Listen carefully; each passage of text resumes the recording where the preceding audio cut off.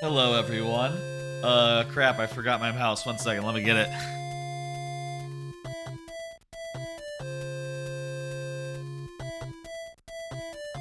Went and grabbed it. Yeah, that's good. It's good music. That Sonic Adventure 2 music, one of the best soundtracks out there. How's everyone doing? This is an unusual time for a stream. Well, and it's not just that, it's also a little bit different from usual. Hey, how's it going, everyone? Let me tell you what we're doing here tonight. Then I'll say some other types such announcements. It's going well. Good, good. How am I doing? Let me tell you what this is. This is Tuesday night making. What is that, you ask? And how is it different from Friday night viewer levels? Or Friday evening viewer levels? Well, this is a little bit of a different type of Mario Maker stream for me. It is not, first and foremost, viewer level focused. Now, the queue is open, and do get in your levels, and there will be a single round of viewer levels after the making. But primarily, this stream will be focused on me working on my next level, trying stuff out in Mario Maker, and if y'all want to make suggestions, shout out things you want to see, and otherwise provide, thoughts and shit, that would be really helpful for me, I think. But I'm thinking maybe an hour or two of making, and then one level per person at the very end. You know, so get your levels throughout the stream. I say levels, get in your level at any time, and once the end comes, I'll do it. It'll be lightning round style. If you're here at that point, it'll be, traditional lightning round style, 5 lives, 7 if you're a sub, or the first person, which would be just normal if just normal were around at that time.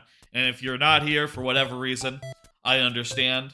It's probably going to be a while until those start, but it will be sudden death when that comes around if you're not present at the end of the stream when that happens. So that's what we're doing here tonight. I'll talk about the level, I'll show you what's up with it, other such things in a minute. Let me just go through a couple of things up top. First off, there's a silly new thing that I set up the other day. Check this shit out. I can make a spoiler warning appear and scroll across the screen, and I can customize it a little bit so it says specific things. Yesterday I talked about how I finished Psychonauts 2 again, finished replaying it, so I talked some Psychonauts 2 spoilers. Or My Hero Academia anime spoilers, ooh, something like that, It can be specific if I prepare it ahead of time, though if it's just impromptu, it's not going to be specific, because I have to, type it ahead of time in OBS, which is more of a prep thing than a live thing. Hard to do from the couch, you see. But that's a fun thing. The other thing is that there's a Game Pass stream on Thursday. But this stream isn't the only special stream this week. And if you can see here, here's the schedule. Not only are we doing this Mario Maker stream tonight, we're also doing a Game Pass night on Thursday. That'll be starting earlier than usual, actually, at 7 p.m. rather than the usual 8. And I'll be playing a bunch of Game Pass games, including Hi-Fi Rush for sure. I got Monster Hunter Rise down. I got all these games downloaded. I don't know which ones I'm gonna do for sure. And I don't know, maybe we get into some of them and we just think, oh, I hate this, and we just bounce off immediately. Or maybe we really get into, Atomic Heart, for instance, and spend, an hour or 2 or 3 in Atomic Heart. Basically, the plan is to play it by ear, and to try out a bunch of games I've never played before, and see if I like them. Let me get that down. The Game Pass has some solid titles on it. It really does. In fact, some of my top 5 games from last year were day 1 releases on Game Pass, which were really lovely. Though I think now, sadly, I think Nobody Saves the World isn't on Game Pass anymore. I think they lost that one. Hopefully they don't lose Tunic or Or what else was on Game Pass? Pentiment. Hopefully they don't lose the other games they had that I loved. Anyway, that's the plan for Thursday. Let's get into this. So, where to begin on this? Well, first, I guess I should check my notifications if there are any. Are there any? Are there not any? Usually there's notifications, but maybe I already cleared them. Oh yeah, some notifications. But not that many. Okay, cool. No comments or anything to look at in particular. Let's start by reviewing what I had on Friday. The previous iteration of Abyssal Asteroid, or as it was called then, Aquatic Asteroid, which has now been renamed 7.3 BS.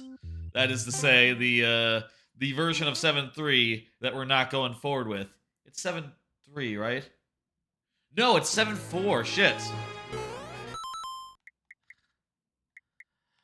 It's 7.4, isn't it? Because 7.3 was the meteor level. I mixed up the numbering. Yeah, no matter. Right.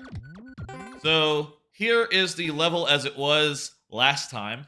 Initially, I was trying to make it work with a rising and falling water level, and to design gameplay around you know, the difference between a low water level and a high water level. Perhaps designing stuff around like, oh, if the water is low, you can do this. If the water is high, you can do that. And I was trying a variety of enemies and such, you know, such as dry bones, thwomps. I was messing around with those guys, just jumping over pits. I had this thing working, which I did like, which is these guys where, you know, if the water level is high, at the peak of their jump, they're out of the water. And if the water level is low, you can get onto them at the nadir of their path. I also kind of like this bit here. But it was mainly this thing I think I was most enamored with, which was realizing that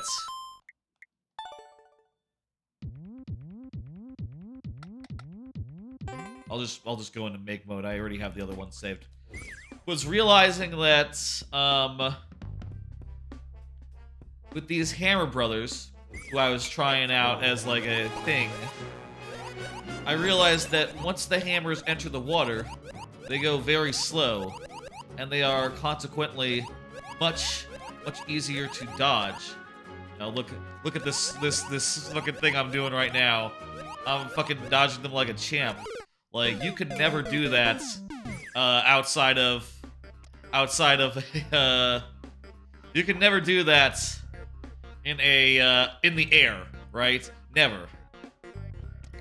So I've decided to try them out like in the water themselves, and they also seem pretty good there.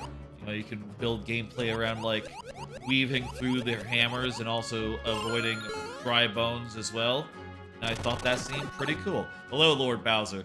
Tonight we're doing a making focus stream, though I am doing one round of viewer levels at the end, so do get in a viewer level for me to play after we do some editing. This part is pretty scary, man, with all the hammers. Yeah, I'll admit, I'll say this. This level is scary, it's true. Yeah, and I think it should be, on account of it's World 7, man. It should be a little scary, a little threatening. But also, I think that the hammers are, like, deceptively manageable. Because they move so slowly, you can really, like, do some real finesse work. And, well, I was thinking about it, and looking at what I got, and a couple problems occurred to me. One of which is that the theming of the level doesn't really fit the idea of a asteroid. Yeah, that's right. It's actually 7.4, Lord Bowser. This is 7.4. 7.3 was the meteor level. I'm sure about that. So you can see here, like, if I go over to the World Maker, you can see here that each of these levels that I did, the last 3 of them, including this one, have used these icons here to represent them in the overworld. So you see this one's a comet that's cold, this one's a meteor that's a desert, and this one's going to be a... well, that's not the right one anymore. This one's going to be a water level that's an asteroid. Now, there's 2 parts to this new thing. One, I want to do it all underwater. While I haven't done rising and falling water level in my superworld yet, I've also not done any water level that had a dry land part on its overworld or on subworld. So what I'm thinking here in Abyssal Asteroid, the actual one, I'm thinking the overworld will be underwater, and I'm thinking the underworld will be low gravity, and maybe you'll like jump up the side of the meteor or whatever, or of the asteroids, and I don't know. I think that the low gravity gameplay will be somewhat suited to vertical movement, so I'm thinking that's how we'll build the level. I'm also curious, what about, do you think Hammer Brothers work as well as they do underwater in low gravity? Let's find out real quick right now, right here.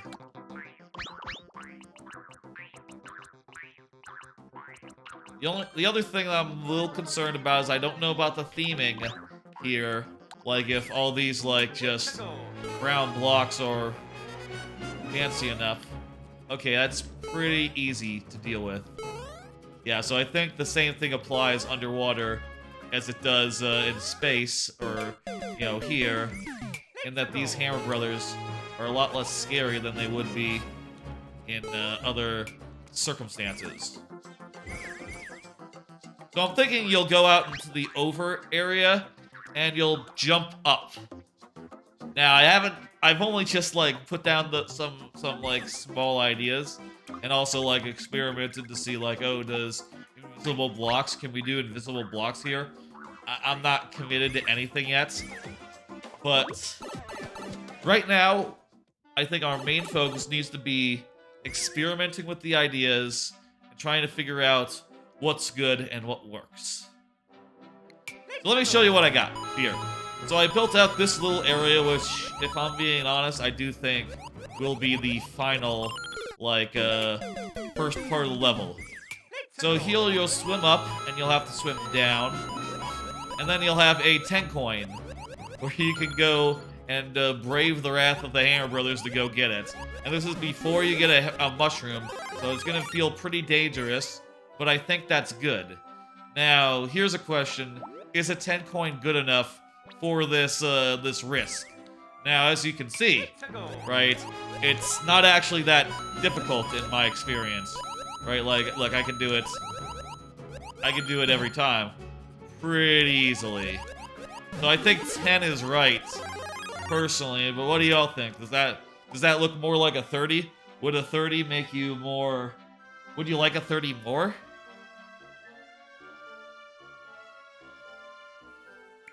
That's one question that we have to ask. The other question is, like, how do we manage the question mark blocks? Should they be just out there in the world, or would it be better if they were, an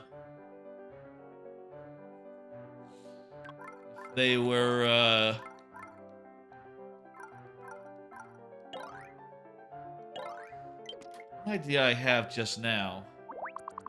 What if there was invisible blocks, and you had to intuit their location through, like, something like this, and just tempt the player to go through them like this, and cause it to appear, and then collect it like that? That's an idea of how to use invisible blocks. Not sure if it's a good idea, though. You could definitely have, like, a whole bunch of them, actually. And then just, like, have a coin Let's have a coin like here and here. Sort of encourage the player to like really get there. Not sure if I like that, but it's certainly an idea.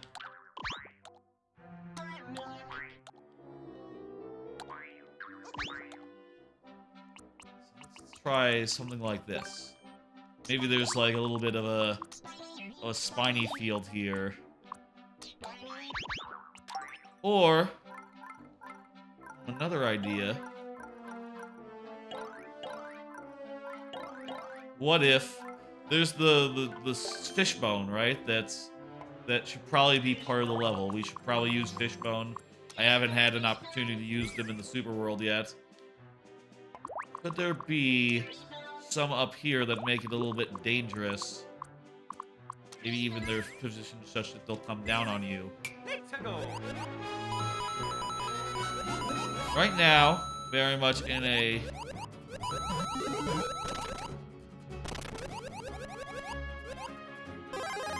Not sure if I like that.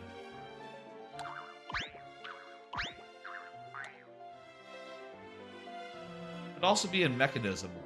Could also be like some on-off blocks. Did I use on-off? I have used on-off flux in a recent level, but you can never go wrong with on-off blocks, really. Let's try other things. By the way, also, I will say I do like the theming of this area a lot.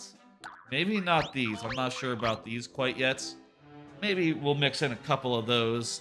I like the backgrounds here. The rocky cave walls as a nice, you know, texture for the backgrounds. Gives it a nice sort of feel to them, I think. Makes it a little bit rockier than it perhaps would have been otherwise. What else could we try? Okay, let's just go like through the options. Fish bones. I think that those are a really good contender. I think that a couple of spinies would be good. You know, like this one here. Sora provides like a danger area that's static and not moving. So, you know, in contrast to all the stuff that is moving that you have to avoid, that is just going to be a nice, simple alternative. Also worth noting that I think the power-up this level is going to be the Fire Flower, so eventually you'll be able to like shoot these down. You'll be able to swim up among these guys and shoot them as well. But the fish bones would be immune to that. So that is worth noting, worth considering other enemies as well in regards to, you know, that. What else is there? I haven't used Mecha Koopas in a while. I could see, like, laser beam Mecha Koopas being really good here. Especially in, like, the over areas. Like, here's an idea. Look at this. Let's get rid of this guy. Put, like, a Mecha Koopa tower. These guys destroy solid blocks.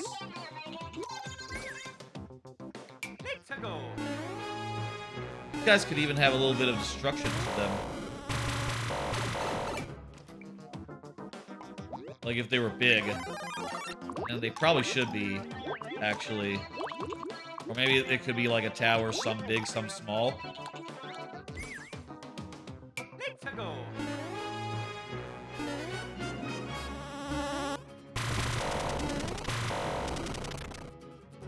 Ooh, that's not bad. Actually, I kind of like the chaos of these guys destroying platforms as they fire. That's kind of cool. That's pretty cool, actually. I kind of like that, and it does give like some, you know, like the game Asteroids, right? which is, you know, associated with the word asteroids, I guess. That is a game about destroying asteroids. So maybe, like, you know, it makes sense to destroy some asteroids as part of this level. If that makes sense. Let's try putting a 30 coin there.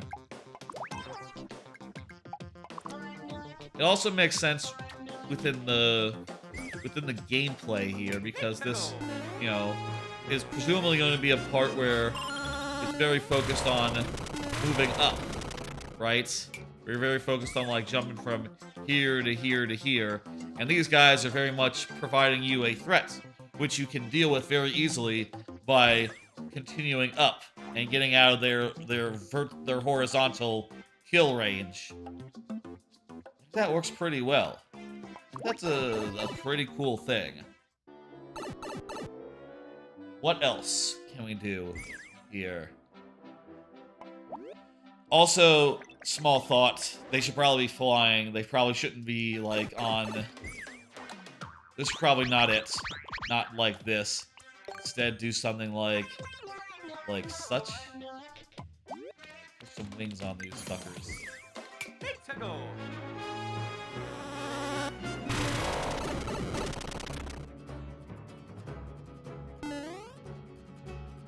So the only thing about that is they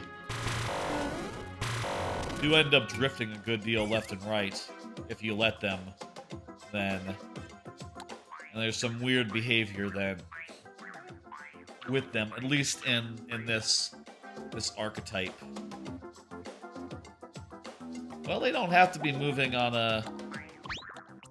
They don't have to be, like, suspended by one of their own. They can easily be on, like, a, let's see, what could they be on?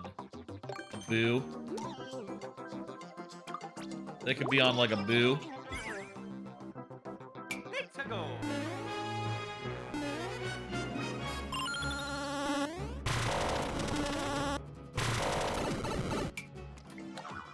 Get a shorter tower there.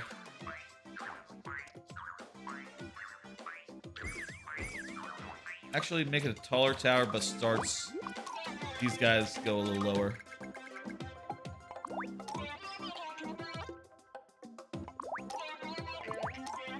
If it's like that, that guy will laser blast. You should be able to dodge by ducking, right?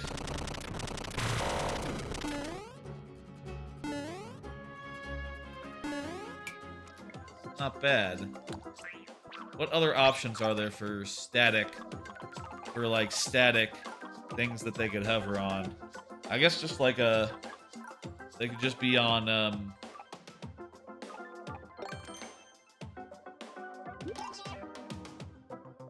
like a muncher that's on a block.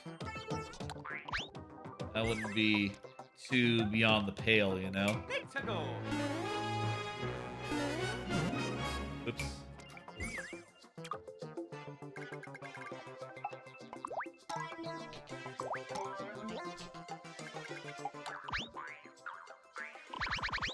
And yeah, put it something like this. The only thing about this is encourage the ducking salute. I'd rather you have to, like, actually run away from him. Run away from the top front guy. Let's try that out. That activates too soon. That activates too soon. It's not feasible. Try it again. Perfect. That's pretty good. The only thing is, I don't know if I like the aesthetics of it. Looks a little goofy to me. But also put them on rails, like single rails. They're just going back and forth, left and right. Or clouds. Since this is sky, theme is sky, these aren't the only type of clouds we can do. We can also do these clouds. Oh, actually, they're single blocks. It's just a line of them. Okay, that's good to know.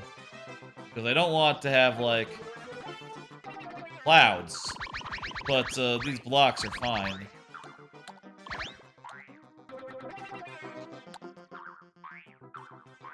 Maybe I'll use these in the same way in the underground.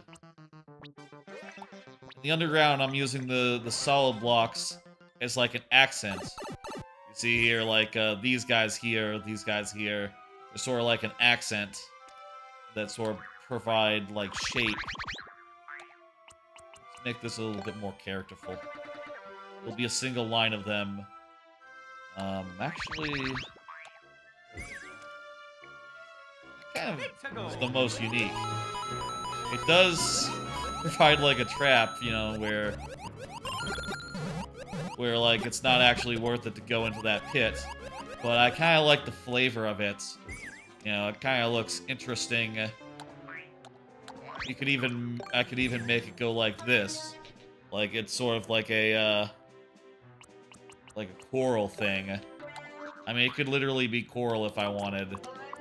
But I kind of like it being not coral, just these blocks. Also, it's worth noting you'll always be small in this section, so this is not how it would really play out, but still. I like the idea of using columns of these guys. Maybe underwater they're always the small ones. Because I'm not really feeling the idea of, like, actually breaking up the terrain underwater. Like, this terrain in particular, see this? None of this is designed to be broken. I'm thinking let's restrain that to the outside, but there could definitely be cases where, like, what if you were... Here's an idea. What if you're, like, in a area where there's, like, a corridor with guys up here, and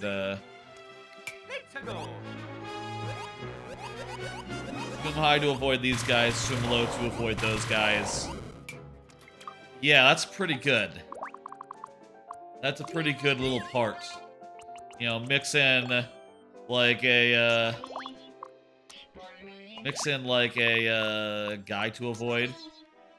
Like, maybe this isn't quite maybe this is just like a pit with some spinies that you're going under. And you're, like, going through the gap between them.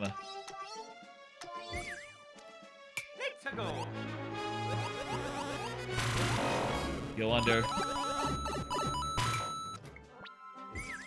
Those guys kind of made it awkward. Those guys kind of rose higher than I was expecting.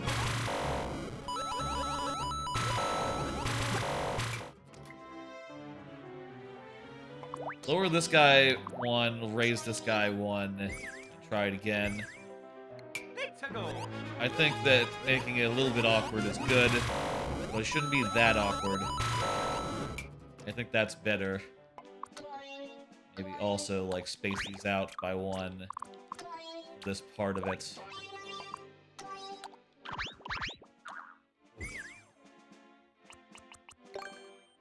Maybe you could imagine that it actually goes...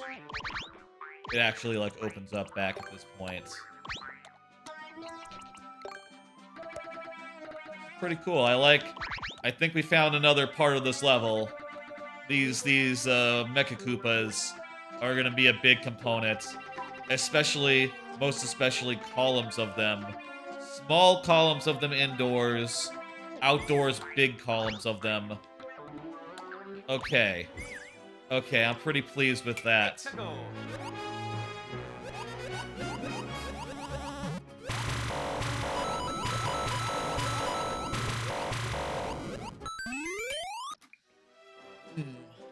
The one thing I hesitate on with this level, just abstractly at this point, and this is very early for me to be worried about such things, I don't know about the flagpole. I like the flagpole to be a challenge, but this isn't really a challenge in underwater levels. Like, unless Well, there's a simple way to make it a challenge. You have to have the fire flower to get to it. If you need the fire flower, then that makes it much more of a thing, you know? That's how we'll do it, okay. I think I like that. The challenge will be then in, like, first off, getting to the position where you can fire flower the guy who's blocking it. By the way, that guy should block it, right? Yeah, pretty effectively.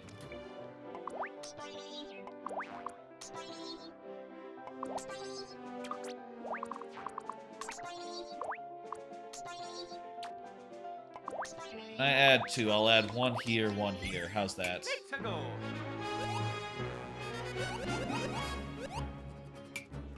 That guy goes too high. 1 here, 1 here. And they'll be such that, you know, you have to fireball both of them, realistically, to get to the end. There'll be something like this where, you know, you'll have to thread the needle.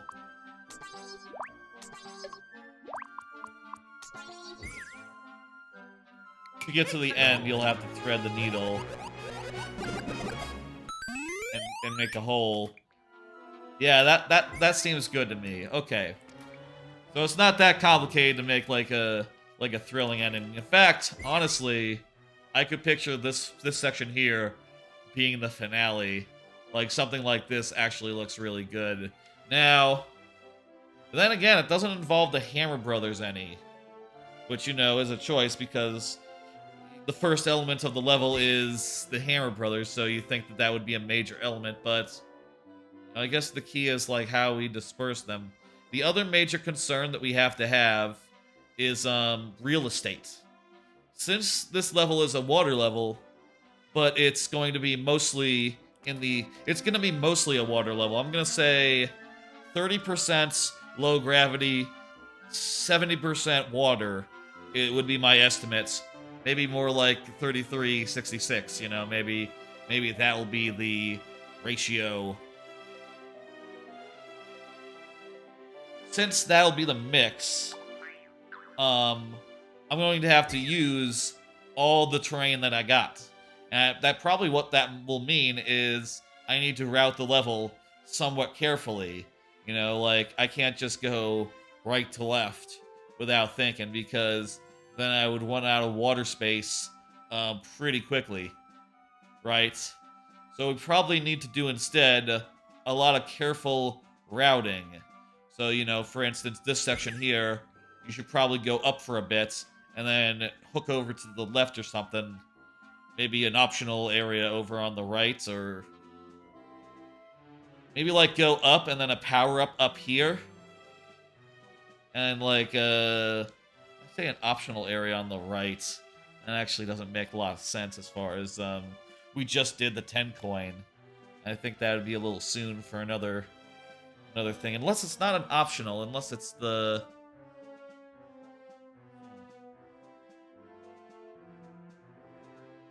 let's put a pin in that for now.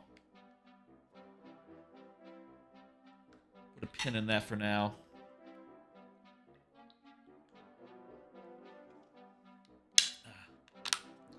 Just focus on ideas and mechanics. Now, right now we do have, I think, 1, 2, 3, 4 enemies that are for sure going to be part of the level. Now, typically, I think that's plenty. In fact, but I still think it's worth experimenting. And also, I will say that typically after the midway point, I introduced further twists to the level, right? More twists into there. And also, I'll note, like, in the overworld, we also need to determine things that work for that. And preferably try to, like, you know, have there be enough crossover, similarities, etc., so that it makes sense no matter which space you're in.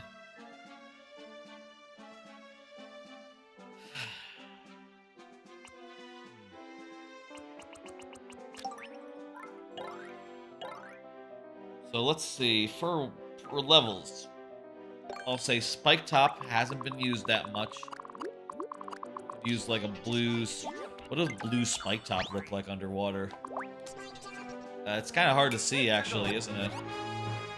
Like, not the most readable enemy in this biome, unfortunately.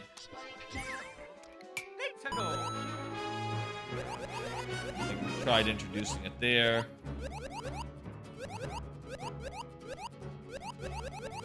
Just be kind of a weirdo. Huh. I guess I didn't know what happened when a spike top went along a slope. It just stays flat. Does that... Random question here. I want to see. Does that look the same in, like, the 3D worlds in the new U style? Or does it, like, move at an angle? This one.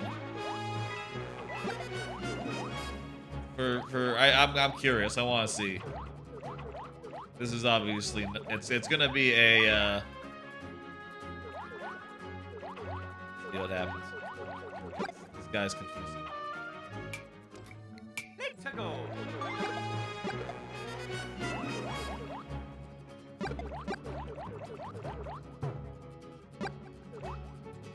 What happens here? Okay, it's actually... Yeah, it just goes, like, straight flat and just walks at an angle. That's weird. Huh, didn't know that. Learn something every day, I guess. Back to the actual style. Actually, let's see what other styles would look like, just for shits and giggles. You know, I haven't used a world... I haven't done a world underwater level yet. Sadly, this is not a bad archetype.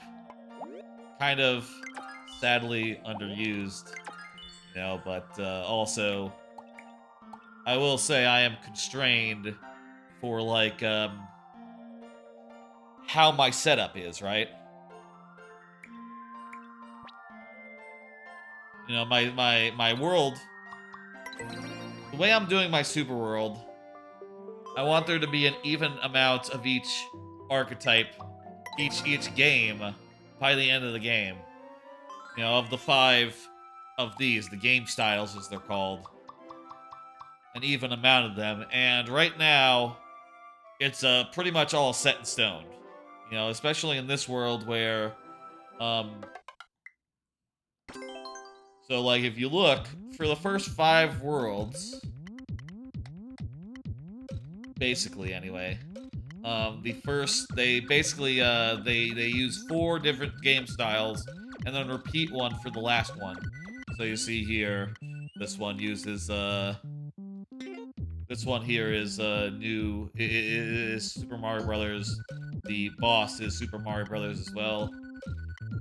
New U here in the second world gets 2, and while 3D World gets left out. In the first world, what gets left out of the first world? 3. Super Mario Brothers 3 gets left out of the first world. The third world gets, what gets left out? It is 1. It gets left out of this world, whereas World gets 2 levels. The fourth world, it is, let me think.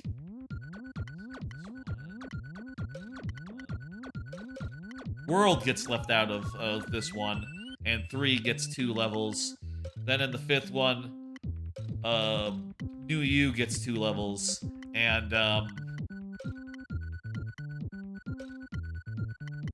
Super Mario Brothers gets left out. Didn't I say Super Mario Brothers got left out of the previous one? Fear Forge does have Super Mario Brothers. What it doesn't have is New U. That's what it doesn't have. So you see, by the 5th world, everything's been used once due to, like, balancing the worlds against each other. Meanwhile, these 2 worlds, these ones, are balanced against each other as well. This one has 2 Super Mario Brothers 3 levels, and this one has Whereas this one has 2 Super Mario World levels, and they do not have a Super Mario. This one doesn't have a Super Mario Brothers 3. This one doesn't have this one doesn't have a Super Mario World level, and this one doesn't have a Super Mario Brothers 3 level. And then in the last world, there'll be one of each. So I'm locked in, is basically what I'm saying. I cannot do any level other than a original Mario Brothers level. I guess I could, in theory, just balance, instead of balancing these two against each other, mix in this one as well. What would that allow me to do? Let me think for 2 seconds. This world doesn't have... It doesn't have a 3. So in theory, I could do this as Super Mario Bros. 3 and keep the balance. And that would mean giving up... That would mean that doing a second Super Mario Bros. Level instead of doing a Super Mario Bros. 3 level for the last world. I kind of like doing one of each for the last world, and also... I already did a water level of 3 for 3 in the last world in Stygian Swim. So, you know, there's not really that much... It wouldn't be that much variety just to switch the theme. I think the theme is good as is. Good to establish that. And just, like, double check, I guess. I'm not liking these guys. No, let's not do them. We could do fishes. Fishes are always good. Fishes with wings.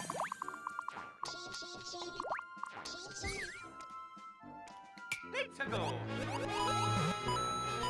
trying out with the fire flower. Though I think, you know, the player will have to earn it.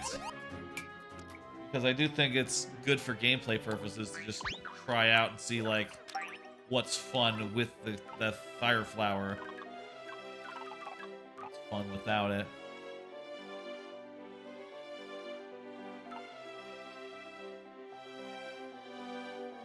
What else is optional? What else is option? Wigglers.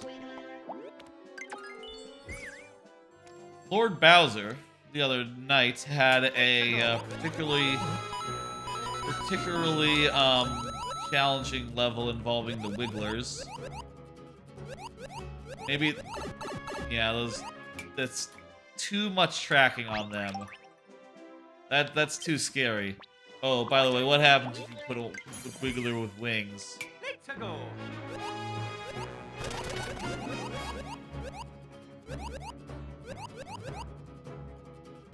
Surprisingly, the Wiggler with wings doesn't actually follow you as much. It seems to be, like, missing and, like, flying on much more. I wouldn't have expected that. Wiggler with wings is actually less of a threat.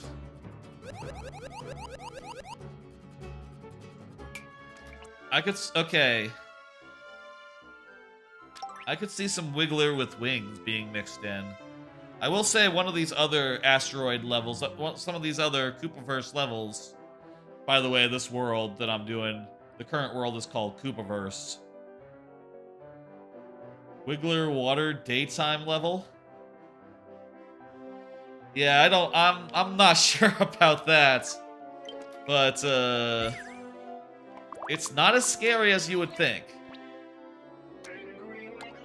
I think that the wings make them surprisingly less scary. Let me just try with these guys, and I'll remove my power-ups again. Again, I will note this is the right now the phase we're in is very much, oh, that is scary. More scary than perhaps I expected. They really just come at you and converge, huh?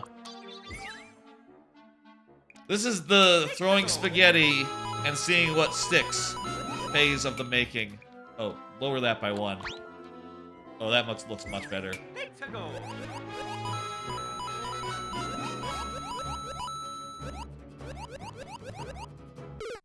Yeah, that's terrible.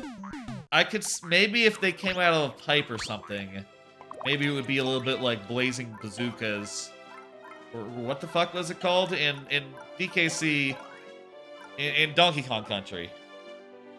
The level with the Barrow's Barrier, the Barrier Reef level where there's a bunch of barracudas flying at you as you go up the shaft. Oh, jeez. Well, that's not really... Yeah, that doesn't really work. They came out way too fast, and also, only one of them came out. I would kind of want it to be a stream of them. Well, I guess... You know, one thing I was playing with early on in development was cannons. Maybe cannons is the key, because, you know, they'll be low gravity. They'll be, like, affected by gravity. They'll be slow. Slower than usual, even. And they'll also be immune to fireballs.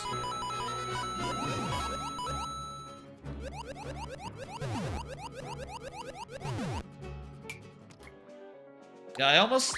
Okay, I think you could do something like... Not necessarily like one at a time, but maybe like a wall of them. I also did a wall of cannons a few times in an earlier level. But that's fine, you know, it can... You know, as you're going through the super world, you see a similar idea again. You don't think like, oh, that's lazy. You think, oh, wow, this is... You know, you're hearkening back to the older stuff, the older level, the previous stuff.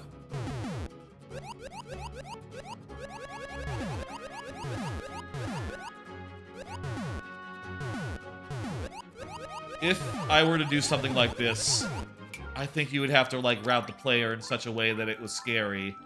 Like, you would have to route the player such that they come up and they hit an on switch, and then they drop back down after. I think that's how it would have to work in order for it to be good. Something like as such.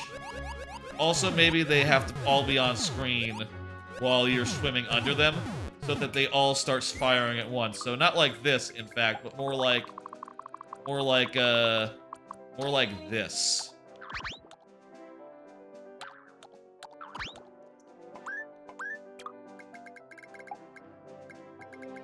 Maybe more around the middle of the screen so that it's harder to, like, as you swim up, they don't get off screen and desync immediately.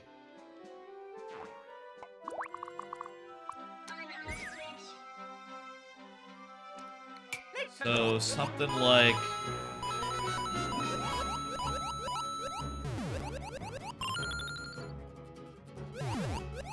So see there, they're synced.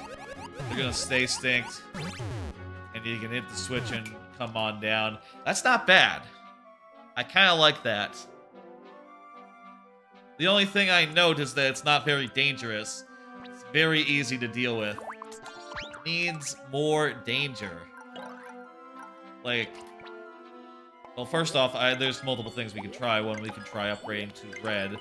See if that helps. How fast are red cannonballs underwater?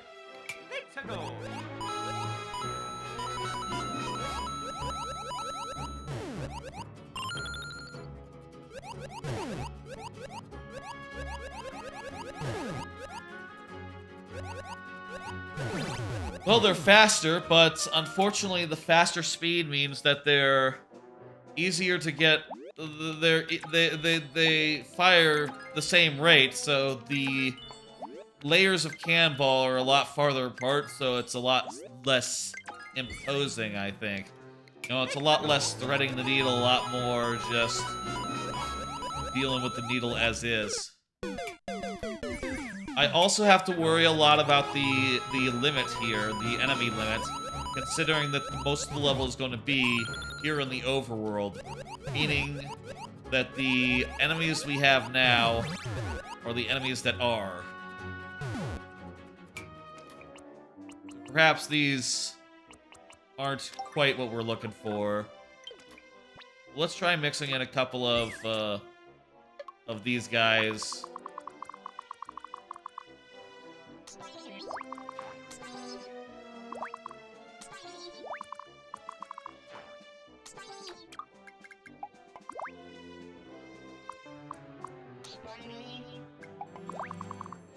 Mix in a couple here.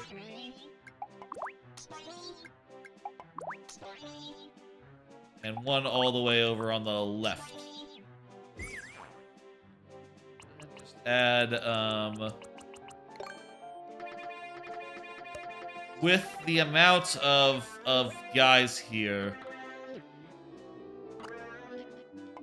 with the amount of, you know, the how we're gonna be like limited by the parts limit. With how constrained the parts limit is going to be, we can't just have a whole row of on-off blocks. We can only have one of them. So we have to make that one be it. Put anything else up there, like some fish bones or something. Let's try popping a couple of fish bones up here too. Again, the parts limit is going to be our nemesis here. Might have to rein in some of these ideas, honestly.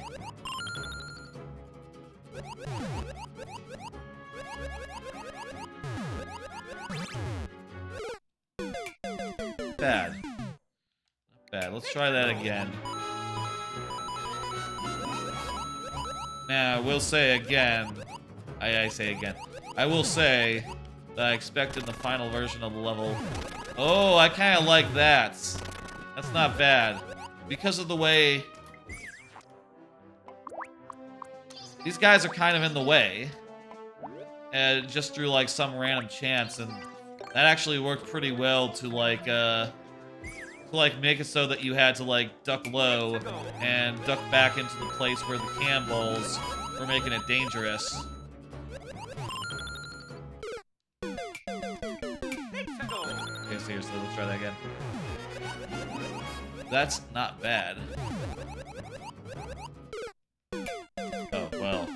It's not... Maybe it's a little hard to see them coming. Maybe you'd have to have it so that, you know, it has a slightly cleaner setup. You know, perhaps such that you could see them on the way up. Something more like this.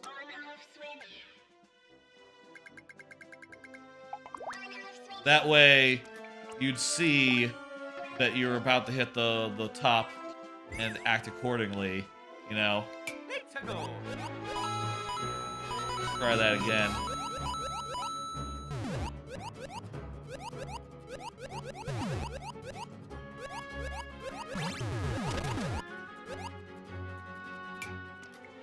Go even lower. Go even lower.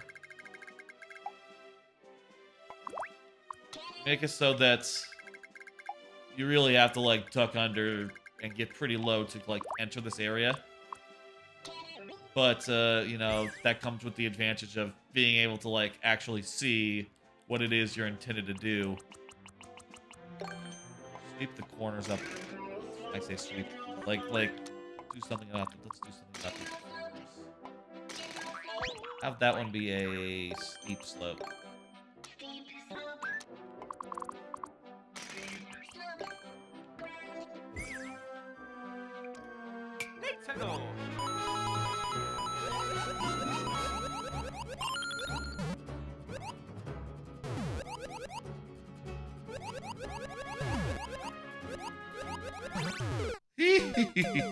That's perilous. Let's try it if you're big. Let's try it if you're big. See how that changes things. So you go under. Juke out these guys. The aesthetics are not worth it if it means that platform is going to be weird.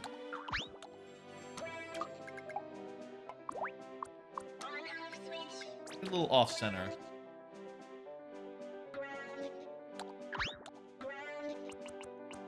With a ramp here.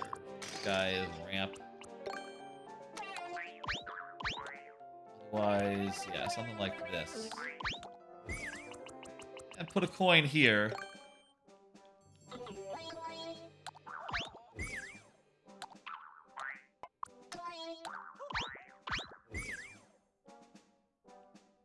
Maybe like 2 coins.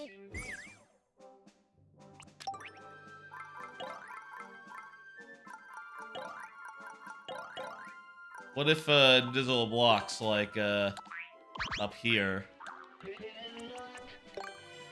That'd be fun. I don't know if there's much point to that, other than to be a little bit of a surprise. But whatever. Surprises are nice. People like to be surprised.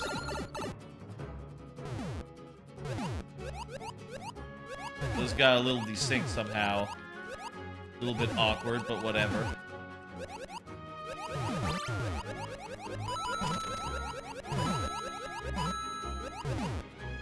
As cute as that is, I don't think I like it that much. I don't think I like the whole... No, I think that's worse. I think that's not very good. A little alcove. I think this just needs to be a little alcove, not a big alcove. Just an option for...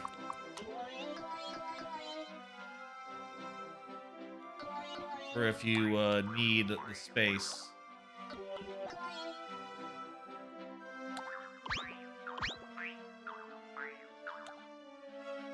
I make like an...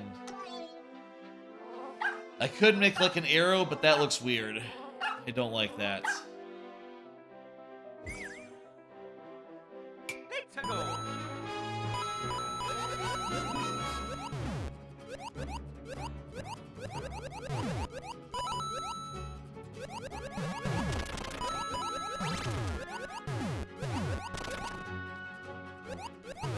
Kind of like that. What hit me? A hammer? An off-screen hammer? An off-screen hammer. It was moving so slow, it was still a threat off-screen. Wow. Going to have to be careful about how... Okay, what we learned just now is if there's ever going to be a part where you're expected to like, swim under the bottom of the screen, like here, which, by the way, I do think is really cool, and it is, like, adds some tension to the level. I think it needs to be well away from Hammer Brothers that can put a hammer there that's going to be invisible to the player. That's not right.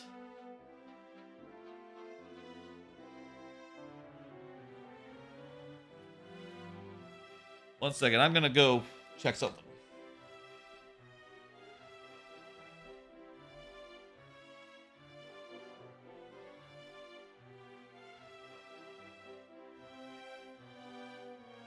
Over here. Yes, you got a camera. Just grabbing my phone, I left it on the thing. Let me just get to the right place. By the way, Lord Bowser, the queue is open if you want to get in your level now before I do like the round of levels at the end of the stream. That'd be great. I think it'd be best to get that in whenever. And if anyone is watching, anyone wants to have their level played after I finish doing this here making, do it now. That would be my recommendation. There you go, Lord Bowser. I appreciate it. And also that means that you'll be, you know, sooner in the queue. The way that it'll work during this will be that one... How do I say this? It'll work lightning round style, where if you're here at the end of the stream, you'll get 5 tries, refreshing at checkpoints, 7 for subs, and for the first person who is here. And, you know, has the earliest level. Oh, did you already have submission, Lord Bowser? Oh, shit. Hang on, I got you, Lord Bowser. I guess I... How do I... I don't want to hit next. Let me check the... I need to get your level out of the queue. Level... I didn't dismiss it last time. It was still in the queue. Your level from last time. Level... Q bot. I'm just gonna Google level Q bot. Get the commands again. I forget which one it is. What the command is for your levels bot. Here we go.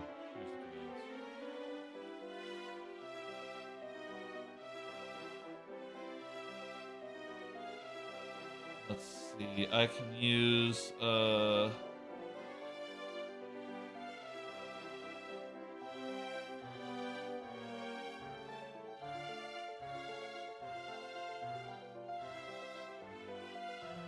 dismiss. Okay. I wanted to check and make sure I didn't accidentally like... There we go. You can now submit a level, Lord Bowser. Fixed it for you. I think we have some ideas here for the water part of the level. Let me try two more things. Let's do two more things.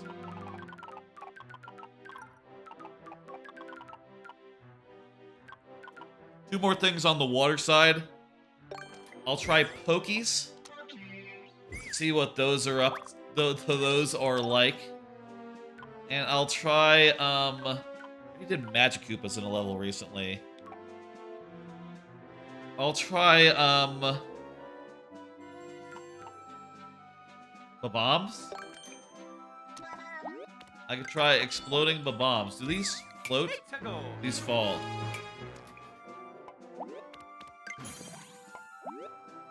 No, that's gonna destroy the terrain. I don't want those. I don't want the bombs.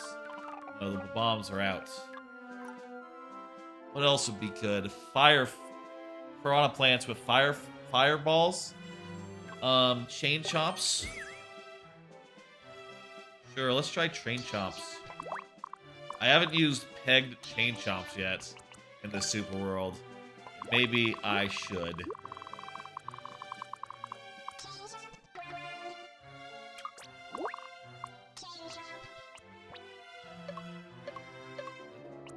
Oh. Some chain chomps there, and I'm just gonna pair them with the Hammer Brothers. Why not?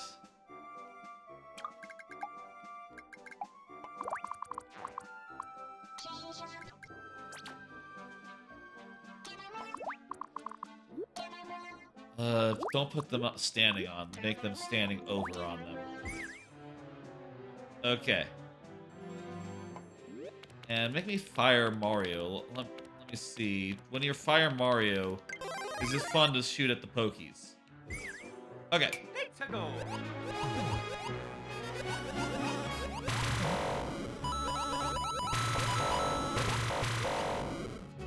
What? I thought Pokies, like, swam. Is that only when they're in... They're only in night... And, like, night... There's, like, a version of Pokey that, like, swims at you, right? Maybe that's just in, like... certain versions.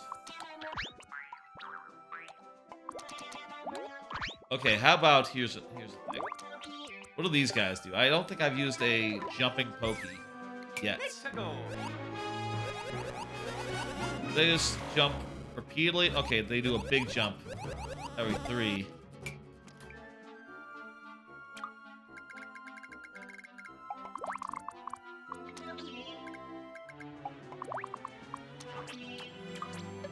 Imagine a bunch of fucking Pokies jumping at you. That'd be scary.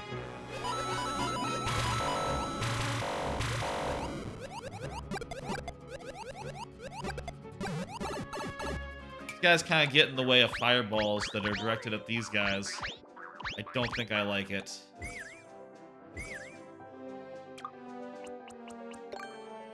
Fix these guys with the... with those fellas. Add in some, like, ground, I guess.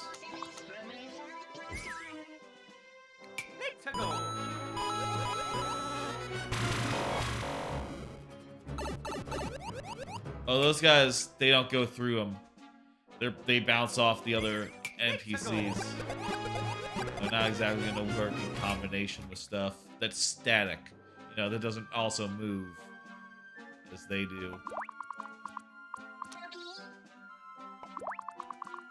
Still, could still be scary. I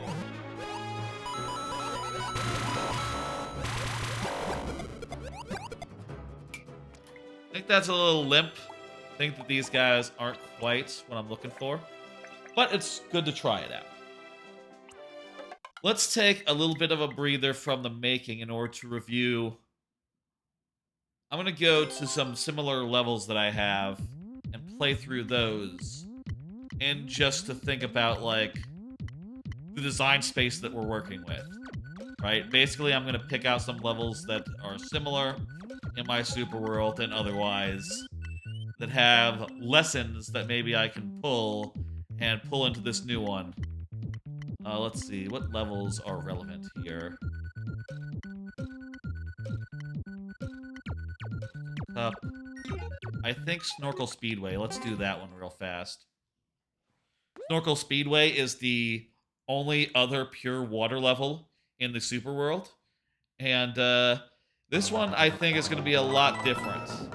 Though, this one is similar insofar as it is a water level that mostly uses the water side for most of the gameplay and just uses the other side of it, the jungle side, for some interludes. And I do think that this water level is going to be similar in that you will mostly be in the water side, with the exception of like a few moments here and there. Now, as you can see, I was able to do a lot of enemy spam at this level, though it did come close to the item limit, so maybe we don't have to worry that much about, you know, about running into the limit unless we really get wacky with it. You know, we can have areas such as this without really tasking, and I will say this level does some weird illusion stuff where parts of the level are not what they appear. I'll point it out when we see it. Whoops, they moved those guys around weird. There's usually a gap in the middle of them.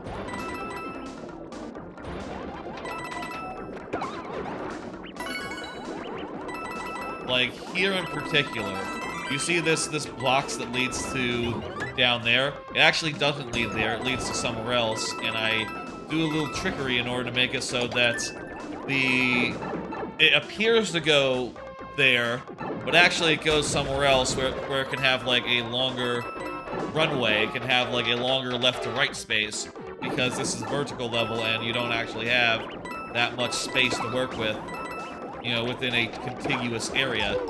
But I make the illusion of that just to, you know, just for effect, just to get the feeling of a wider area than could otherwise exist in such a level. A more box-like play space. Which, again, it's just an illusion, but I think it's a good illusion. And fortunately, we don't have to do anything of the sort for this next level. No illusions whatsoever. Which is gonna be nice and convenient for us. What other levels are relevant? Any other, like, water levels? Why, yes. There's another water level here. There's Stygian Swim, which was in the last world, the final level of the last world. This was a sort of... It uses the frog suit, so you sort of, you know, you swim fast, and it's more about, like, bobbing and weaving between guys than it is about, like, It's very fast-paced. These last two other water levels are very fast-paced, and I'll say this, so far the plans... Fuck it. So far the plans for the new level are a lot more... You might have noticed, they're a lot more slow-paced. You know, there's no speed boosters, there's no conveyor belts. There's nothing of the sort that accelerates the pace of the level beyond just swimming up and down is a little bit faster than you know, is faster than, you know, swimming left and right. So, you know, sometimes if the level is routed upwards, it's going to be faster than it would be going left or right. But mostly it's going to be about going left and right, dodging shit very carefully that's slow moving, and dealing with stuff that's coming at you. Which I think is a good, different sort of water level for the super world. And I'll tell you, like, most of my priority when making water levels, the couple of times I've made water levels, has been in finding ways to accelerate them, or otherwise to minimize the water part of it. But I think in this case, it's actually be good to make it actually slow, and make it actually good as well. You know, do both things, not just make it slow, not just make it a water level that is slow, not just make it a good water level by virtue of being fast-paced, but make it a good water level even though it is slow-paced. Let me play, you know what, why don't I just play all my water levels? I'll just play all the water levels. I actually have done quite a few, come to think of it. Just, you know, not all in the super world. This one uses this is Slapdash Splash. It uses overwater bits and underwater bits in, I would say, equal parts. Maybe with fewer underwater bits, honestly. And the main innovation this level has is that it uses tires as a way to get out of the water really quickly and, like, get to high ground in a way that I thought was very neat. One of the things that I think is a downside to water is that typically you can only just jump out of it. You know, you oftentimes can't have it so that platforms are very high out of the water, so this allows you to go from in the water to, like, really high platforms above the water. I guess it's not really relevant to, you know, the new level since I'm going with not a water level, just straight up underwater, out of water. Which, to be honest, you know, I had a few Mario Maker 1 levels that sort of used that sort of divide, right? That sort of straddled it, you know, like had water sections and then you go into a pipe and then it's over water. That was just the way you had to do it back in, you know, back in Mario Maker 1. But since Mario Maker 2 has much more, you know, this option for hybrid water levels, it's been much easier to do these instead, but that's another thing we want to lean into with this level, the hybrid nature of it. This next level.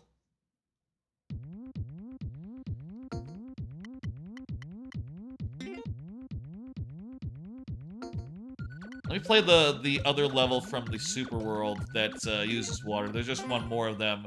I guess overall, this super world will have 4 hybrid or full-on water levels, which I think that's pretty good. I think that's exactly what it needs. You know, it doesn't need any more, doesn't need any less. I think that's perfect. I would say this level is mostly out of the water, in contrast to the other ones, which sort of hew on the side of, like, the other ones in the super world, at least. The hew on the side of mostly, mostly water, little on foot. This one in particular is very much focused on these jumpers, these boneheads that blast you out of the water. And they're sort of set up so that, you know, like in the way that the tire gets you out of the water, the bonehead also gets you out of the water. That was my thought process in, you know, making these and making them part of a water level such as this. I'll admit it was also because I was in the forest world, and the forest archetype has water, so you gotta do something with the water. Here you can see if if you did the bonehead, they would blast you up into the spikes, which is obviously not good. You want to be judicious now and when you use them, which I think is neat. In earlier versions of some of the more recent levels of my Superworld, I considered bringing the boneheads back for a second time, but ultimately ended up not doing so. Ended up erring on the side of not doing that. And you know, I think that Meteor Meltdown ended up really good as a result. Sometimes you don't have to go with your first idea. Sometimes you can have many ideas, and you know, even if the first idea was good, the second idea might be even better. Let's see, is there any others?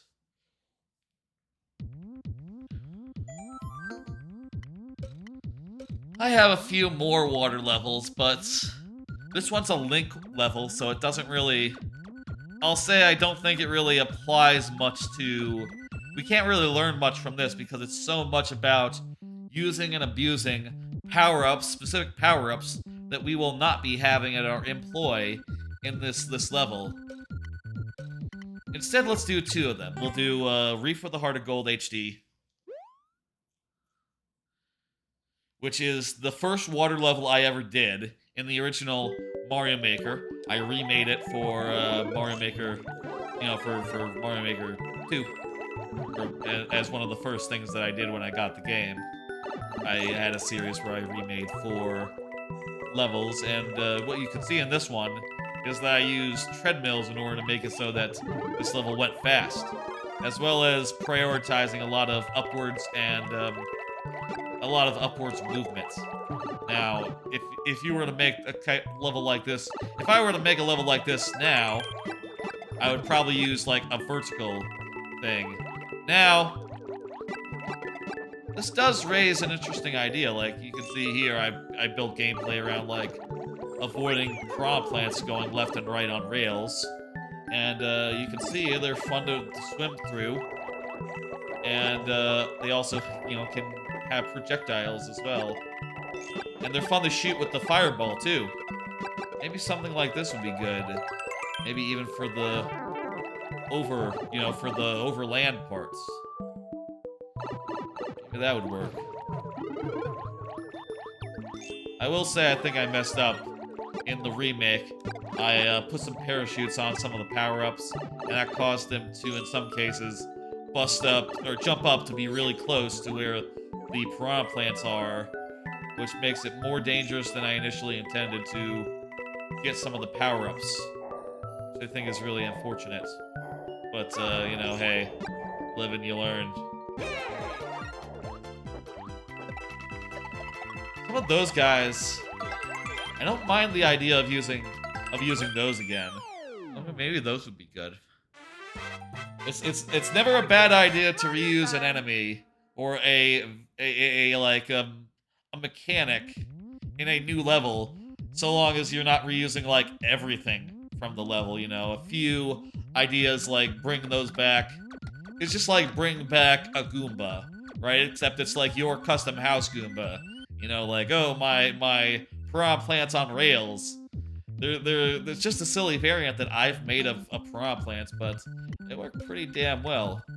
Oh, I guess I did have one other water level that I did in Mario Maker 2. I did Tiger Bite Bayou, which was the first hybrid water level that I did. Let's look at this one. I'm sort of in the mood. And also, I will say, truth be told, I am kind of thinking of Bullet Bills. Or not Bullet Bills, Bonsai Bills. Maybe Bonsai Bills would be a good fit for the level. Now, I will say that there are Bonsai Bills in one of the recent other levels from this world, but a little bit of overlap in enemies between the levels and the world is actually good. That's actually like, you know, makes it feels intentional when that happens. So it's not like, I don't think it's a bad thing to sort of reuse stuff in that manner.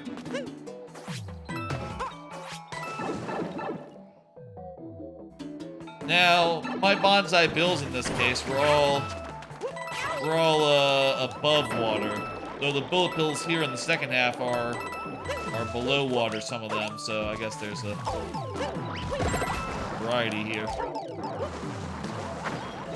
I don't think I ever fell down here, so I guess you just sort of wing it. Oh, actually, you know what? If you could do like this, if you got fucked up. Oh no! See, I did some smart design here, back in like you know, when the game first came out, when I designed this level. A real neat, tidy design. You know how when design is neat and tidy, when you get a design, it's like, ooh, this just feels sharp, you know? Like it accounts for things, you know? You know, something goes wrong, and you're like, oh, I'm not fucked, actually. Everything's good and normal. I like in this level the experience of jumping out of the water and then using the cat thing to, like, go over obstacles or something. That feels really good. You don't see that much in other... I don't think I've seen that much in other levels that weren't made by me, which feels surprising. I don't know. I feel like other people would have hit on that as being a cool thing for a hybrid water level. Anyway, one more level I want to look at before we move on and do a little more making.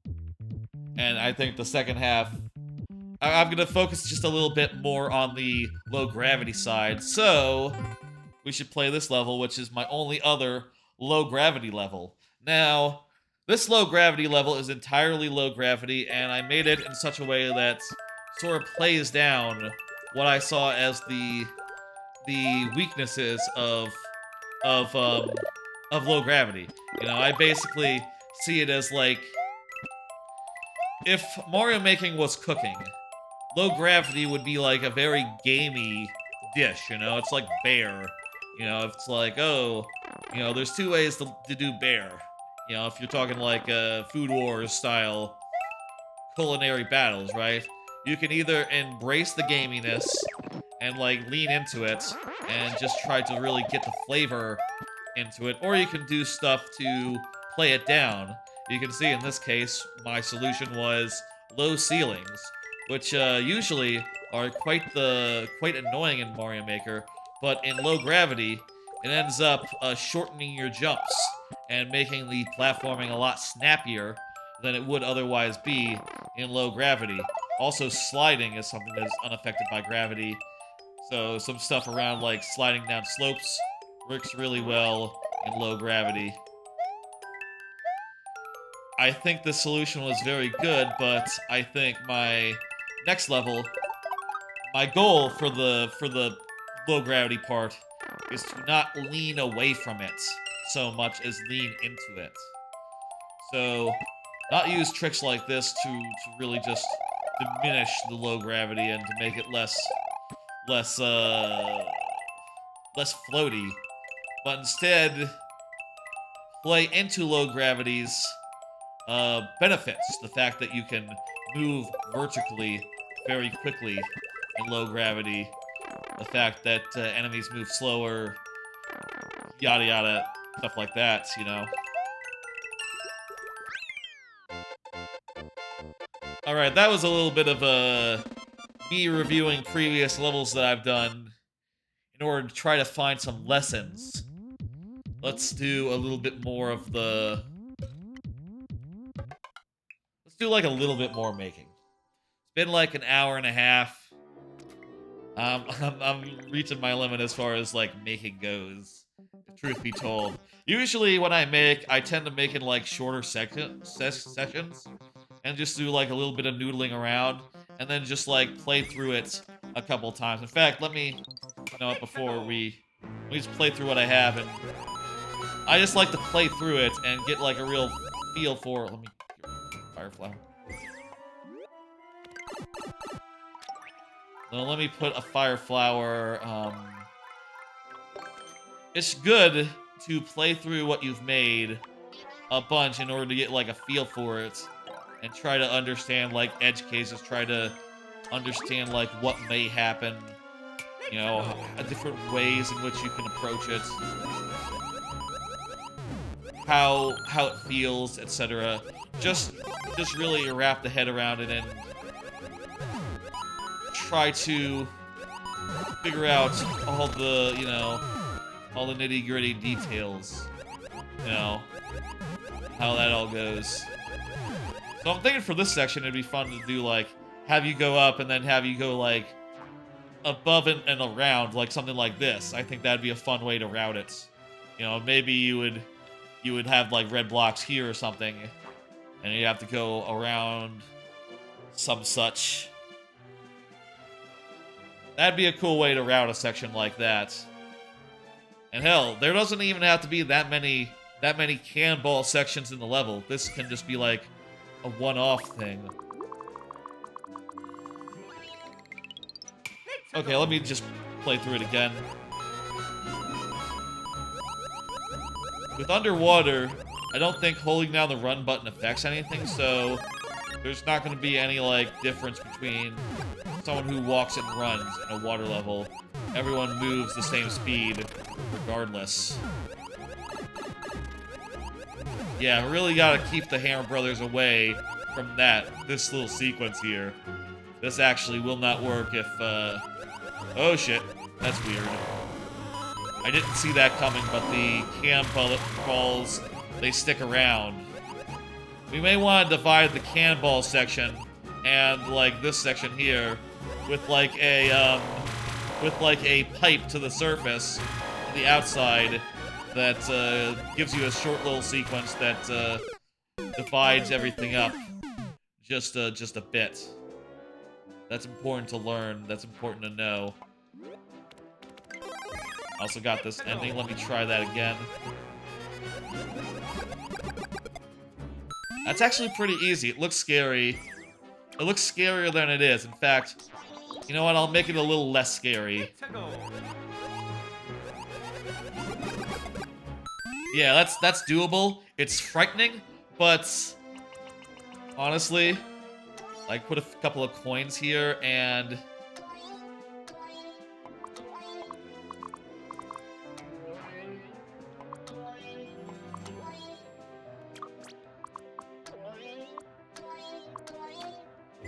like, how about something like that?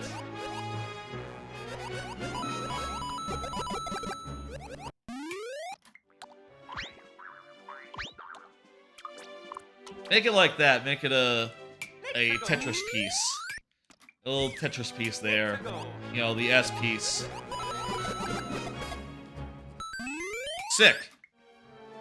Honestly, you don't even need this guy to be blocking it. It's just occluded by the spines in the first place. You could have it so that if you didn't have the fireball, is it more fun to shoot to make the hole, or is it more fun to just like drop in without any much of a ruckus?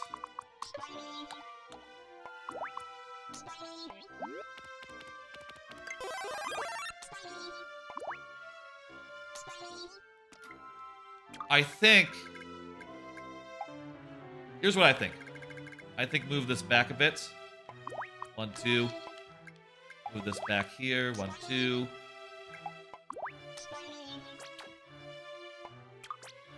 And move this, like, and put, like, 2 guys, like, here and here. Let's go.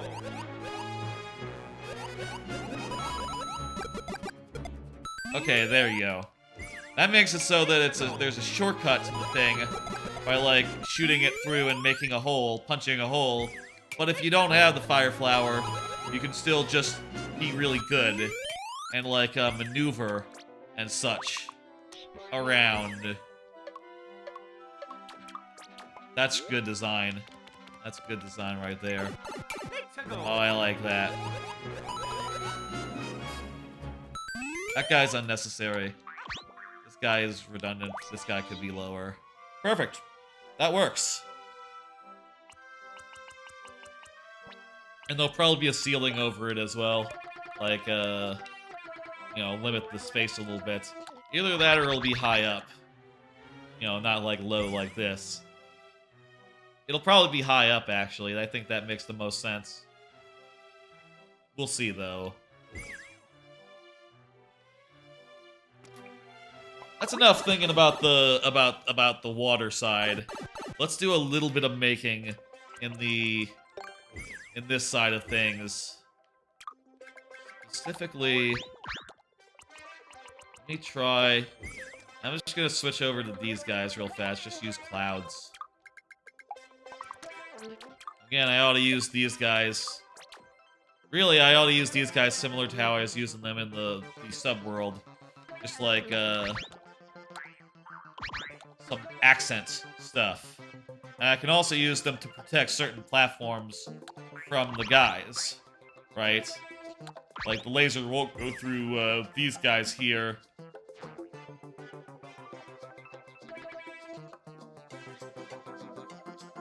So I can use it to create clearly solid platforms that won't break.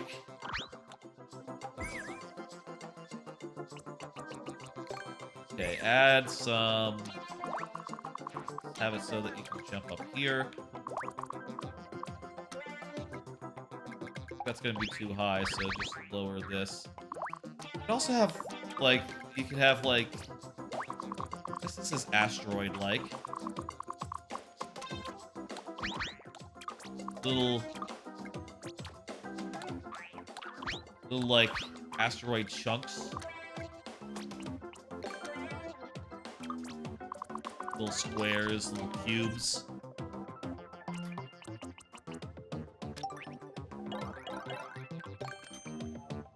Is it weird to have clouds in space? No, the first level already had clouds in space, so clouds in space are fine. You can have little clouds in space, it's cool. The first level of this world already had clouds in space, so that's cool. What about cannons? Let's try out the cannons real fast.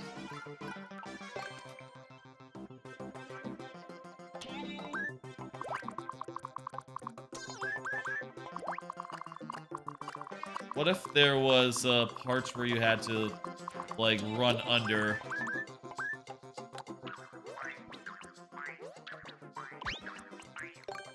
Hands like this, and have them be shooting downwards.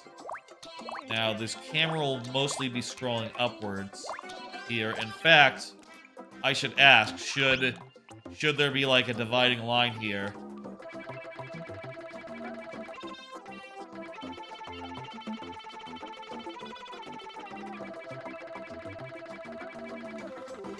It's kind of unfortunate that because of the way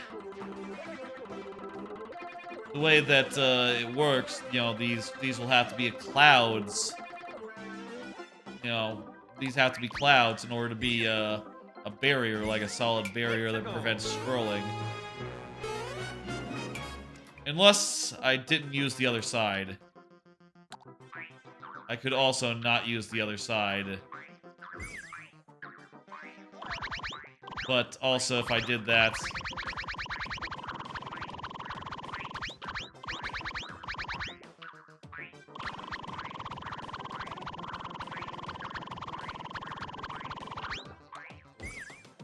If I did that, the other side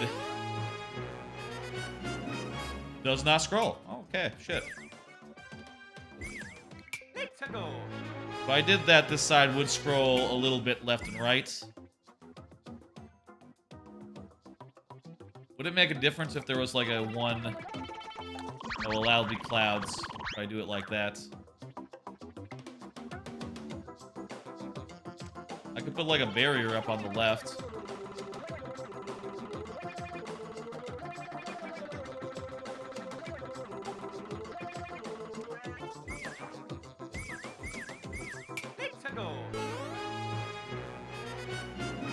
And that would be, yeah, constrained to either side.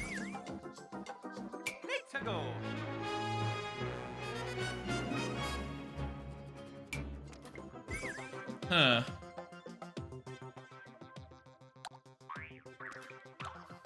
These details are to figure out later. Let's not worry about it for now.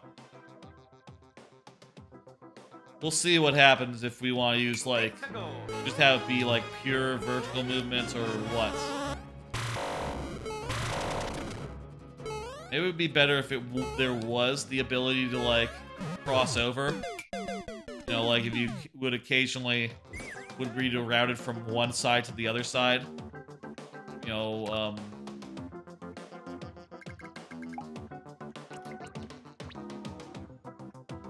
one side to the other. I noticed right here. Let me just do this again for sake of, like, testing. Okay.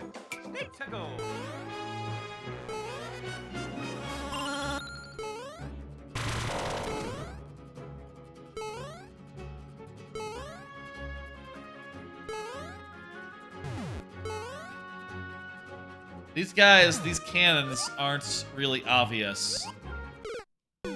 Also, they kind of suck if you end up having to jump on them because you'll bounce up into the other things. This is not good. This is not a winner. I think that otherwise, like, these cannonballs might just be a worse version of the blue guys. At least for overwater purposes, or, you know, low gravity purposes. Not sure if they're really gonna do the trick. We try horizontal.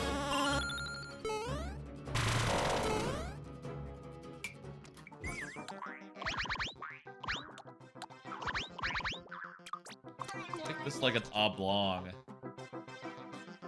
Aw, damn, I missed it. Your level's still in the queue. You're still good. I'm still making. Earlier, I wasn't doing viewer levels. I was just looking at some of my own levels that I thought had lessons that would be applicable for this new one.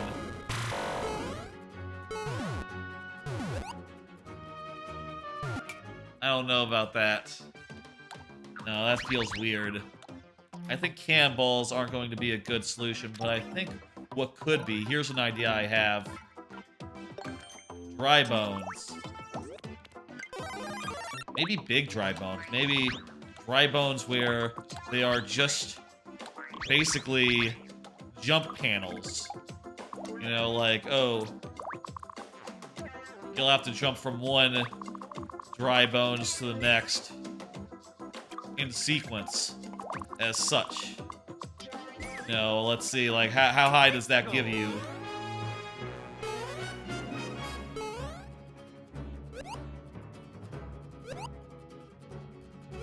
Okay, that works. I think that also gives you somewhat of a tie. It ties the water parts that have fish bones with these parts that will have the dry bones together a bit, though they're going to be used in drastically different ways. Too bad the cannonballs didn't work, though. Guess that's just how it goes. What else could be good?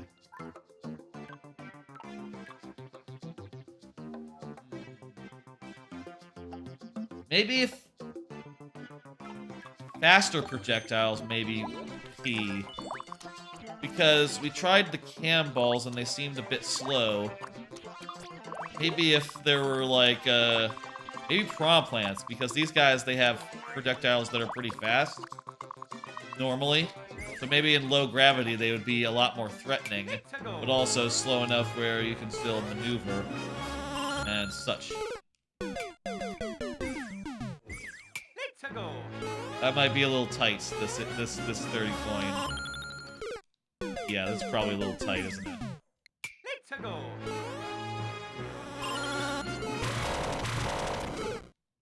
Yeah, definitely a little tight.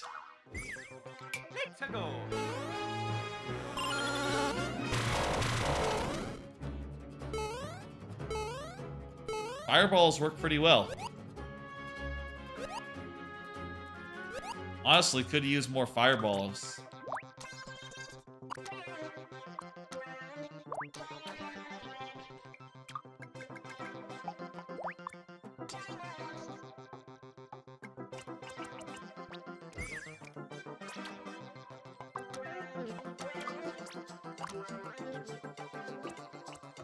I guess with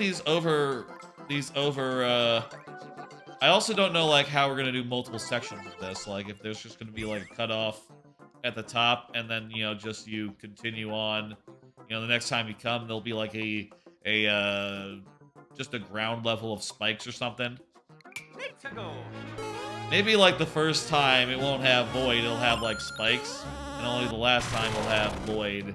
If I can only use one time that's actually just nothing below you. That could be more threatening. Okay, the fireball is a good idea. Don't know if it's scary enough. What about the red cannons? Red cannons, maybe. Maybe the red cannons are good enough.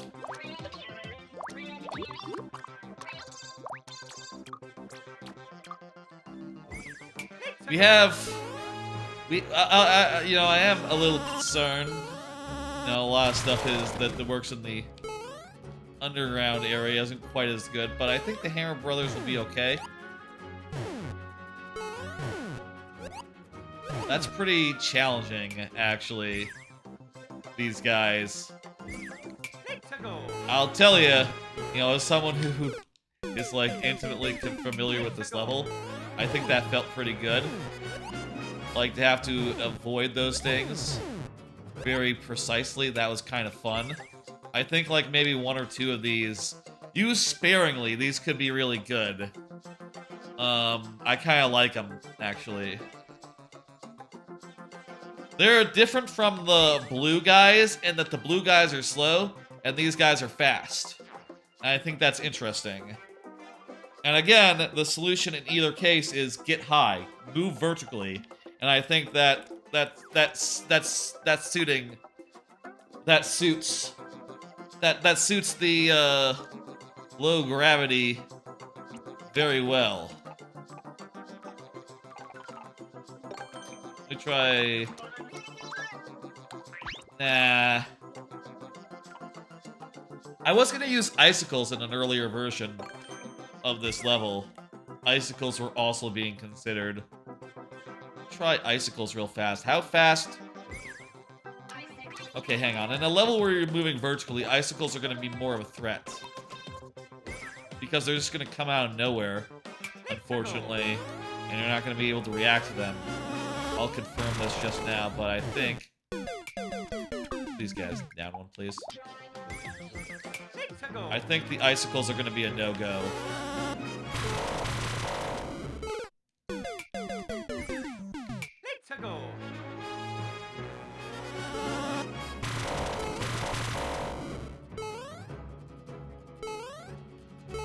Ugh. Oh, that's kind of weird. The Hammer Brothers will jump down, like, significantly far. Yeah, not only do they blindside you, they'll also destroy enemies that you need to platform with. That's... in the low G area, anyway, they're not really viable. I could see them as, like, platforms, maybe. Like, if you're going down, that would be cool. I have wanted to try, like, a level where you stood on those guys and used it to kill guys below you. Like, I think something like a level like this where you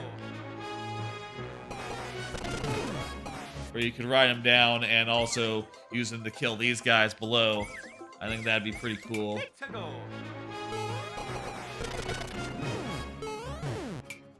But I don't think that's this level.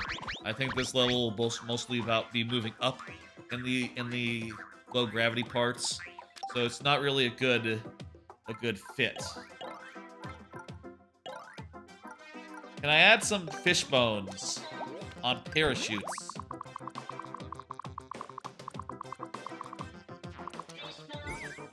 Just how do parachutes act in low gravity?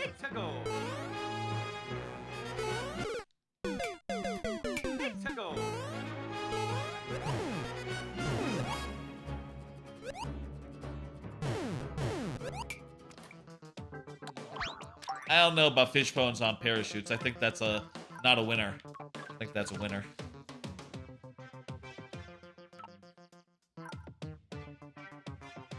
One more thing. Let me see if I can tie together the the the spiny parts and have some spinies just like hanging out like this in the world.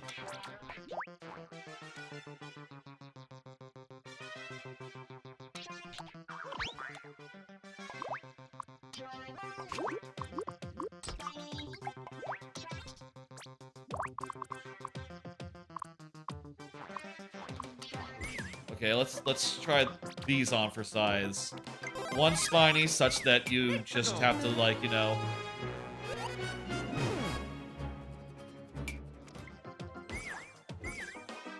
lower these guys a bit.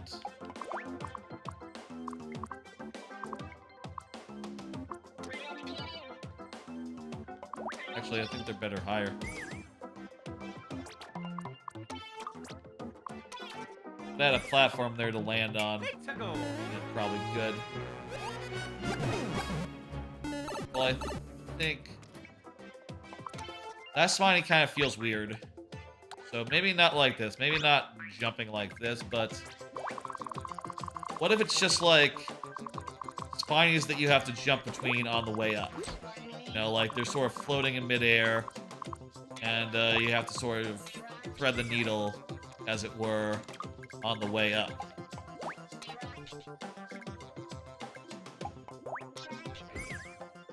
Let's go.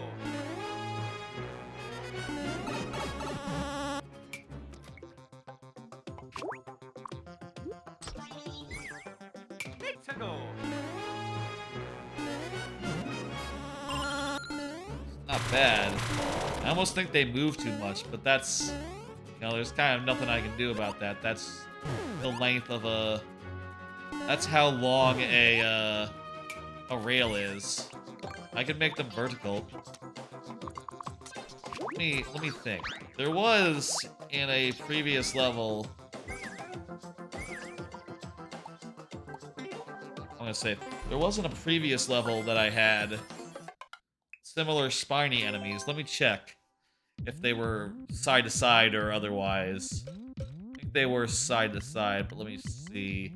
It was in Pirate's Peak 1. Pirate's Peak 1. Side to side? Were they side to... I think they were side to side, but were they big? I think they were as well.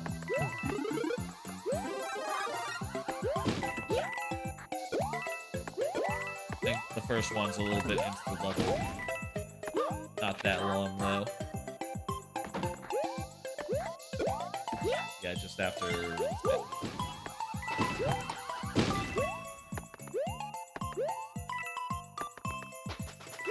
No, they were up and down. Okay. They weren't side to side at all. I went with up and down. Huh. Okay, shit. It was up and down. Let's try up and down then.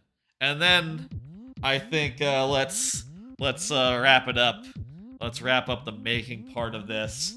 And again, if you have levels that you want me to play, go ahead and get them in now.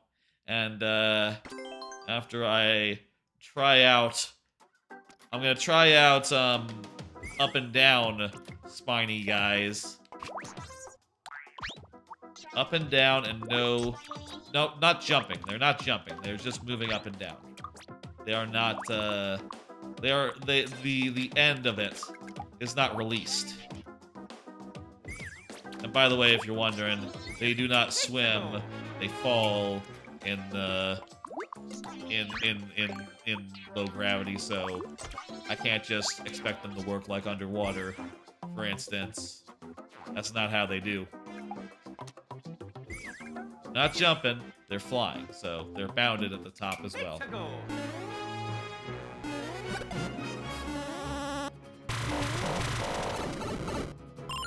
Well, I gotta be careful about stuff like this where there's a ceiling above you that you can bounce into and stop moving, but that's just a matter of, like, having more careful design, I think. It's not bad. I kind of like having these guys, you know, maneuvering around them. I think that's gonna make for some good stuff, and it also meshes well. I think for these sections, they will be shorter affairs than the underwater stuff, sort of transitionary, almost small segments where you're just moving up very fast. Let's play through what we got, and then let's think, and then let's check out some of y'all's levels. So this is what we started with, this area here. Though I did touch up the aesthetics a little bit. I think that the Hammer Brothers are really cool underwater. And I think that, you know, dodging their hammers is gonna make for some really neat little gameplay parts. Going down around here is neat, and I think going under the cannonballs is gonna be really like harrowing. I'm just gonna reset so to get rid of the cannonballs, because we're definitely gonna have to make it so that the cannonballs do not affect areas such as this. I really like those. I really like these guys right here. I think they're great. That's a fantastic little section. I don't know about the pokies. That was a little bit of a silly idea. I think this part is fun. You know, a good ending that is suitably challenging, or, you know, suitably rewarding, because if you have, like, the fire flower, you can just bust through them. I guess you can just, damage boost as well. But I think it's cool either way to, like, make a path. I think that's fun. One more thing, by the way, you can always do when you're making a level to, like, try to understand the mechanics more, is to try playing it in reverse. Right to left, or whatever be the case, and see what changes about the design when going in the other direction. You know, you might notice things that it might play completely differently the other way, and maybe that will give you ideas of your own. Oh, look at that! That's kind of interesting. Since the cannonballs are coming our way, we have to do some funky maneuvering to get around them when we're going from the opposite direction. Huh. Kind of neat. Let me try that again. Let me try that again real fast. Yeah, so we sort of, when we're entering from the other side, it's actually a little harder to get in. Dang, I think I'll do two sections of this. Two cannonball sections underwater. One where you enter like this, and another where you enter from the front. You know, you sort of enter from the other side and have to sort of, like, get in. And I think the first time you'd see it, you'll think, oh, this is the hard way. But the second time you go, you'll be like, oh shit, actually this way is the hard way. And I think that'll be a fun way to fun way to do it, you know? Anyway, that's Abyssal. That is Abyssal Asteroid. It is coming along, and you know, from having just a few ideas, I think we have now quite a few ideas, and even like the starting point of a structure. This level is becoming an actual level before our eyes. Isn't that interesting? Isn't that interesting? I hope it was interesting. Let's do some viewer levels now. Specifically the ones that are in the queue that y'all have been adding. I'm gonna switch to the big version of the thing, and I'm gonna hit next.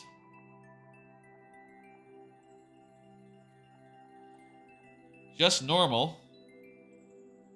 Now, just normal, I don't know if you had to leave. It has been a bit since, you know, I started this stream. I say a bit, a lot since I started the stream, but I'm gonna add you anyway just to see.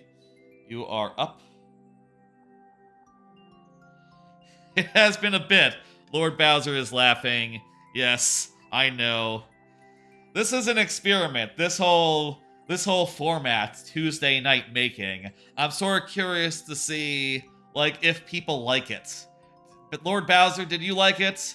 Um, I'm sort of curious to see like if this is an interesting way to do a stream.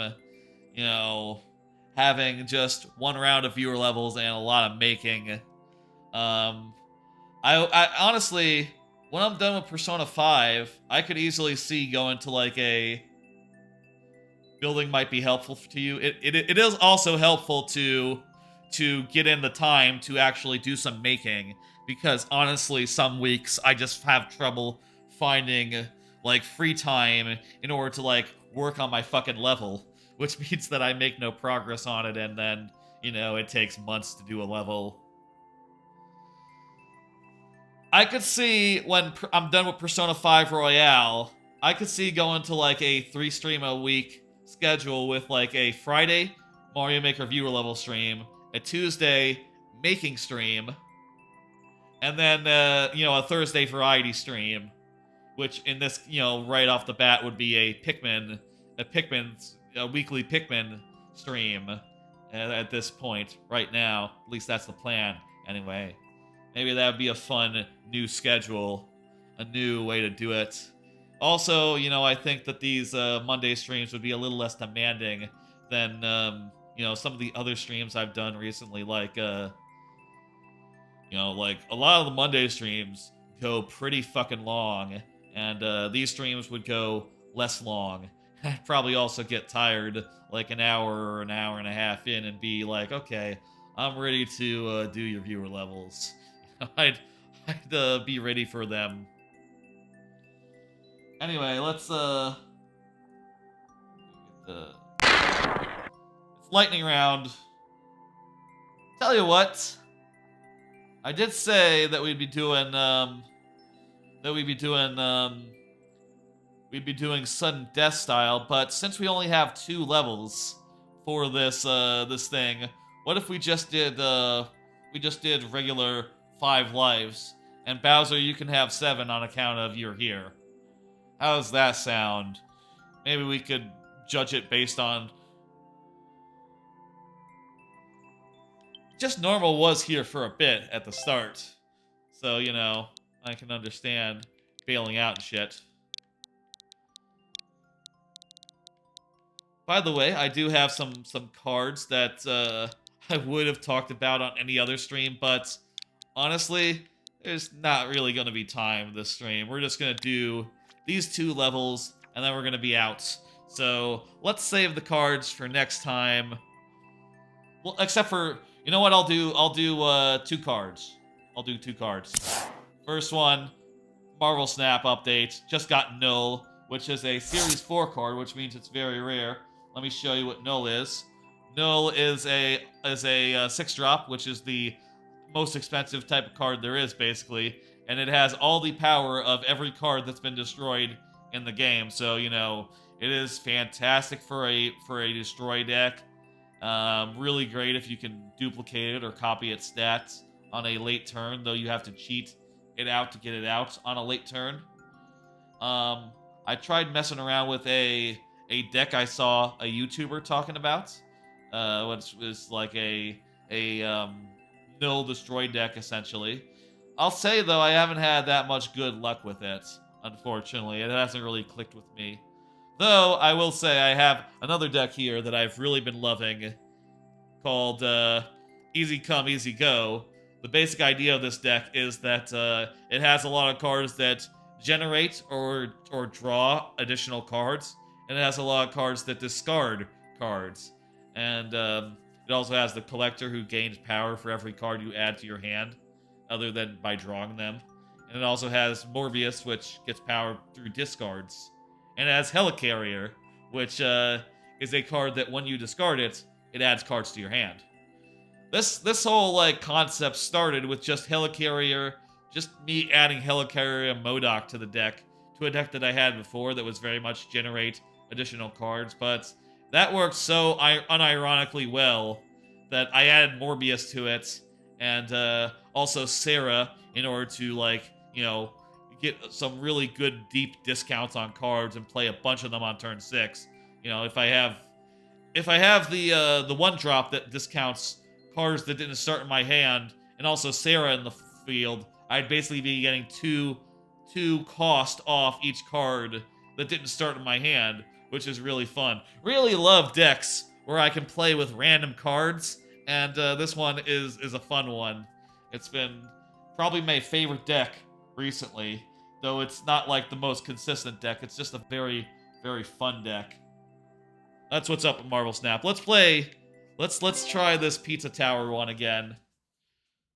You know what I said at the top we were doing sudden death for if you weren't here. I gotta honor that, but maybe in the future we'll make like a maybe in the future we can do like a rule of thumb, right? Maybe in the future we can do like a rule of thumb, like the first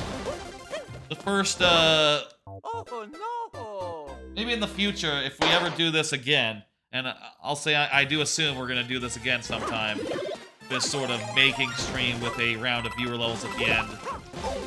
Maybe in the future we'll say like, okay, the first couple of Oh no! damn it, that's the first couple of levels that we get get the full tries on them, you know, maybe like the first 3, the first 4, you know, regardless of whether you're here or not, just to, you know, make sure that there's maybe like the first 2, let's say, the first 2 or the first 1. We'll say the first 2. You know what? Actually, I'm gonna say that as a house rule right now. Executive decision. First level of this type of thing. Similar to how when I talk for a while at the start of the stream, I don't like hold it to the first person to be here because, you know, they were there when they were first in the queue, so it's really on me. I'm gonna say the first player gets to have 5 tries no matter what. But if they're not there, they don't get additional heads on top of that. I'll say that. That'll be the rule. And this level is very hard, by the way. We have a very tight timer, and also it's long and hard. It's based on the game Pizza Tower, and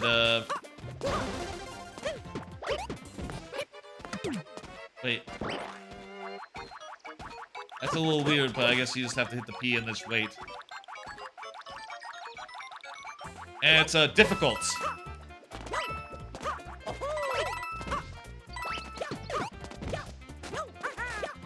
We tempt fate by going without a mushroom, but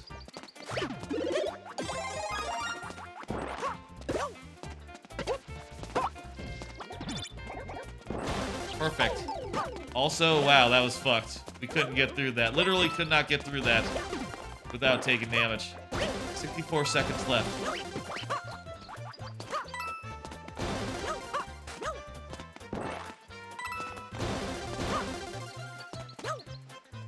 I don't know. This looks good. I feel like this is the run. This is looking really fucking solid. 44 seconds left, but we're nearly there. There's the end. Okay. I think we did it. I think we did it. Gotcha. Perfect. Wonderful.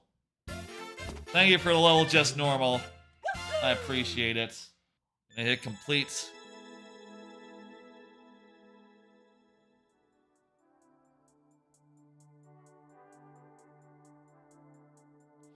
And also, by the way, I would probably close the queue normally. Tell you what, also, another executive decision here on the first one of these Making Tuesdays, or making whatever. X night making, Tuesday night making.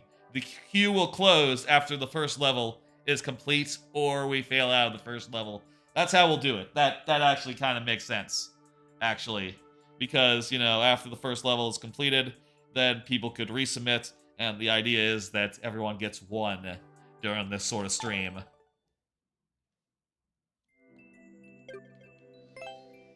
Now let's play Lord Bowser's. Lord Bowser is here. Fantastic. And let me get you some of those bonus heads, which work the same as in any stream. They are, they come in a selection of heads, both from Mario and not Mario. The non-Mario ones are less likely. There's 5 heads. There's 5 copies of each of the Mario heads and just 1 copy of each of the non-Mario heads. So that's how the odds are, basically. But yeah, I have one more thing to just touch on real fast, which is that I just finished Proving Guilty, Dresden Files.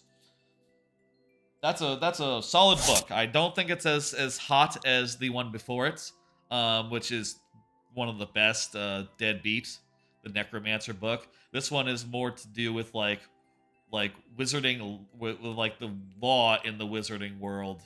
I say the wizarding world, jeez, and in the world of the Dresden Files, which is no relation to Harry Potter. In fact, it's very different. It has like a much more mechanical magic system rather than like a whimsical one. It's much more like mechanics heavy, which I think makes for a little bit more substantial of a read. I already completed this one, Lord Bowser. Did I not hit complete on it? Maybe you gave me the maker code last time. Let's do 9.5, yeah. Perfect. That book is great, and I do think it's really neat in the way that it doesn't end with the action scene. Most of the Harry Dresden books, the Dresden Files books, they ramp up. Basically, the first half of it is a lot of like investigating, figuring out like, okay, what's going on, what are all the details, and then the back half he sort of figures it out, and then that's right, that was the last thing. That was the one that I had in the Hawk last time, and I forgot to hit complete. So when I hit this to clear the way, that just got it all screwy. Well, fuck. Hang on, let me just, I'm gonna open the cube, Bowser, and I'm gonna hit complete, and then you can add it back in, okay? Add in 9.5 so that we have 9.5 checked off properly in the future, just for the future, okay? Just so we don't run into this again next week. Which, by the way, no Friday stream this week. I'm taking Friday off. I'm gonna be watching a Rocky movie marathon on another Twitch channel on Friday. So I wanted to make sure that I caught the first movie, and was there from the start. And if I wasn't doing, if I was doing a stream, I couldn't do it. Yeah, it's gonna be fun. What he is doing, this is, by the way, let me do a shout out. I'll do a shout out to who it is. Shout out. It's gonna be over on Dan Reichert's channel.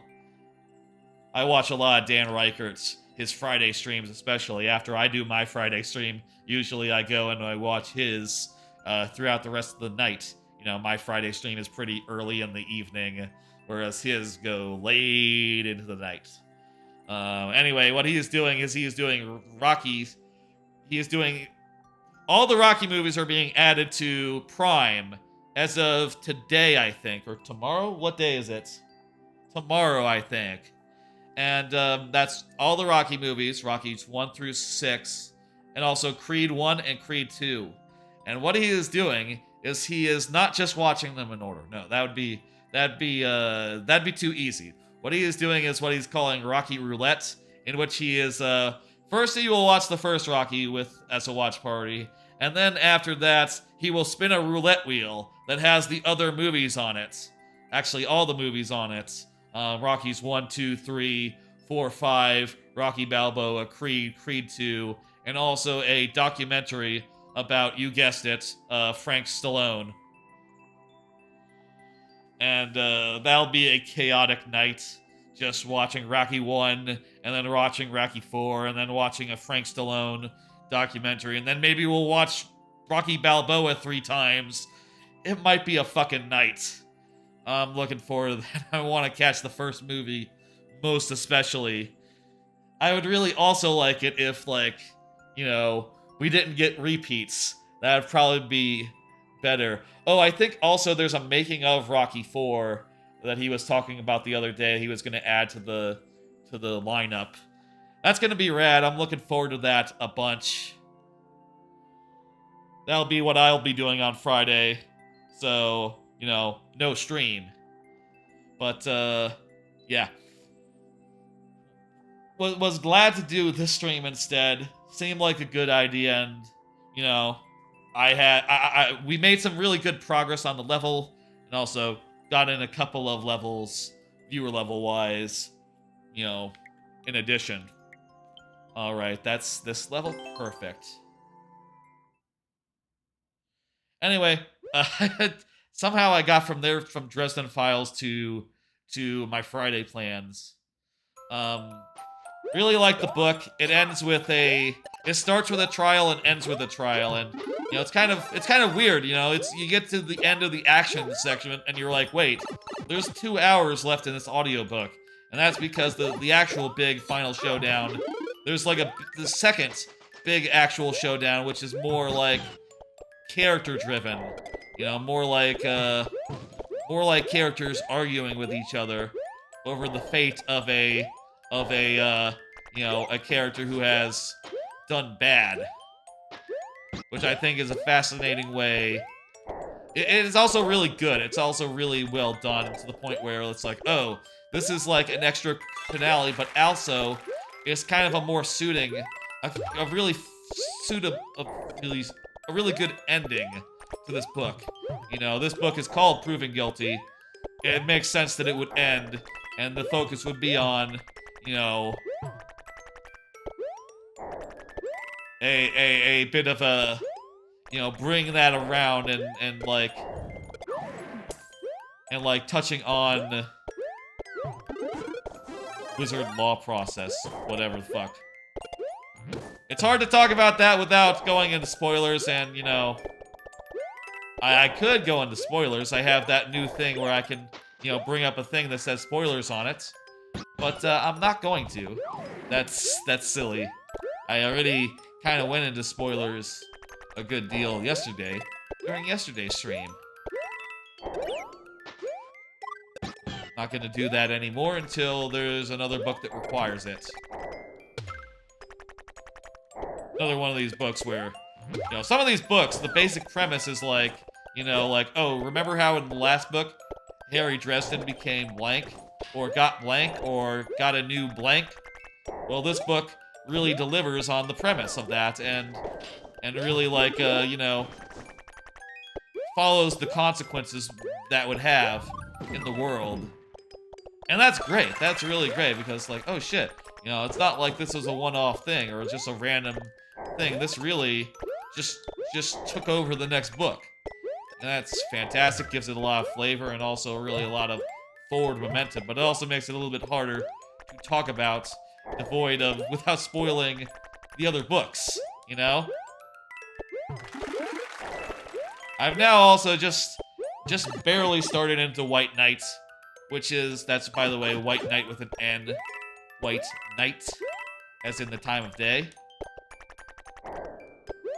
And, that one's pretty good as well. Has a lot of nice returning characters. And,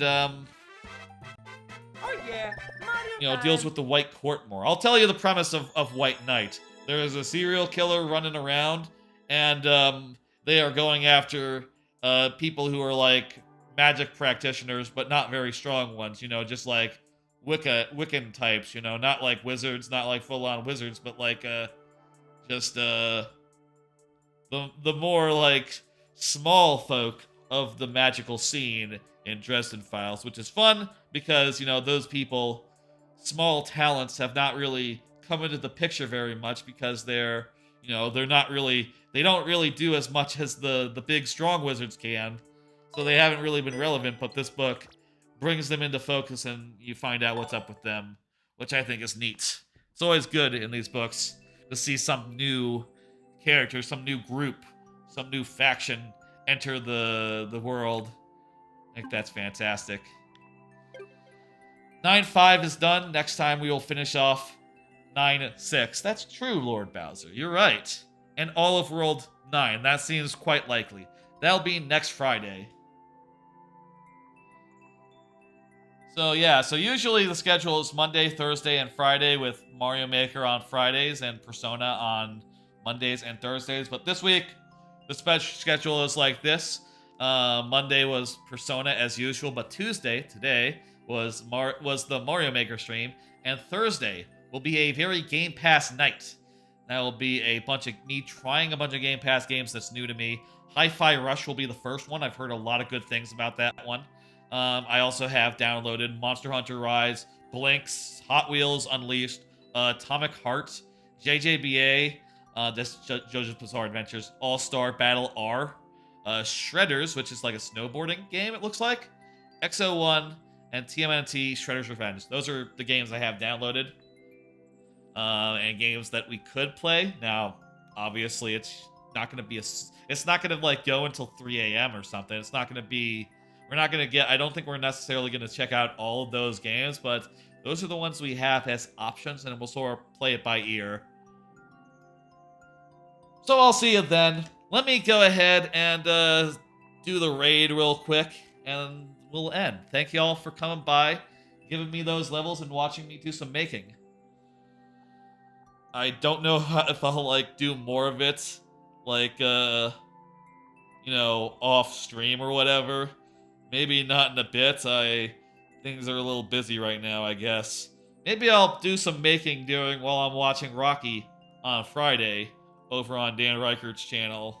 You know, as part of the audience. I'll be in the audience, to be clear, you know, in the chat. You know, as people are.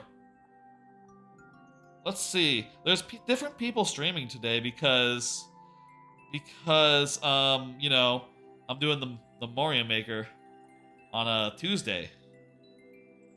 Let me see who's online. How about we go over to VG Wizard, who's doing Mario Maker 2 viewer levels. Feel like the people here would like that. Lord Bowser, how about we go over there real fast? Does that sound cool? Do you know VG Wizard? VG_Wizard? Another Mario Maker streamer. I'm pretty sure. Let's do that. Usually I tend to raid people from the Discords I'm in because, you know, I feel like that's the polite thing to do when, you know, you're in a community and you're posting your stream to their channels. But sometimes I also feel like it's good to raid other people playing the same games you're playing because, you know, that's also important that, you know, people playing those other games can find you as well. Networking, I guess what's what I'm saying. Anyway, I'll be back on Thursday with a very Game Pass night with Hi-Fi Rush and other games.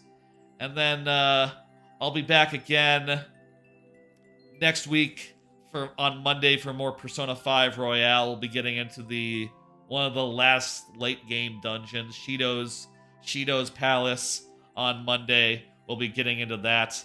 And then, you know, Monday next week. Next week will be a normal week with a Monday, a Thursday, and a Friday. But for now, see you on Thursday, and have a good rest of your week. Bye, folks.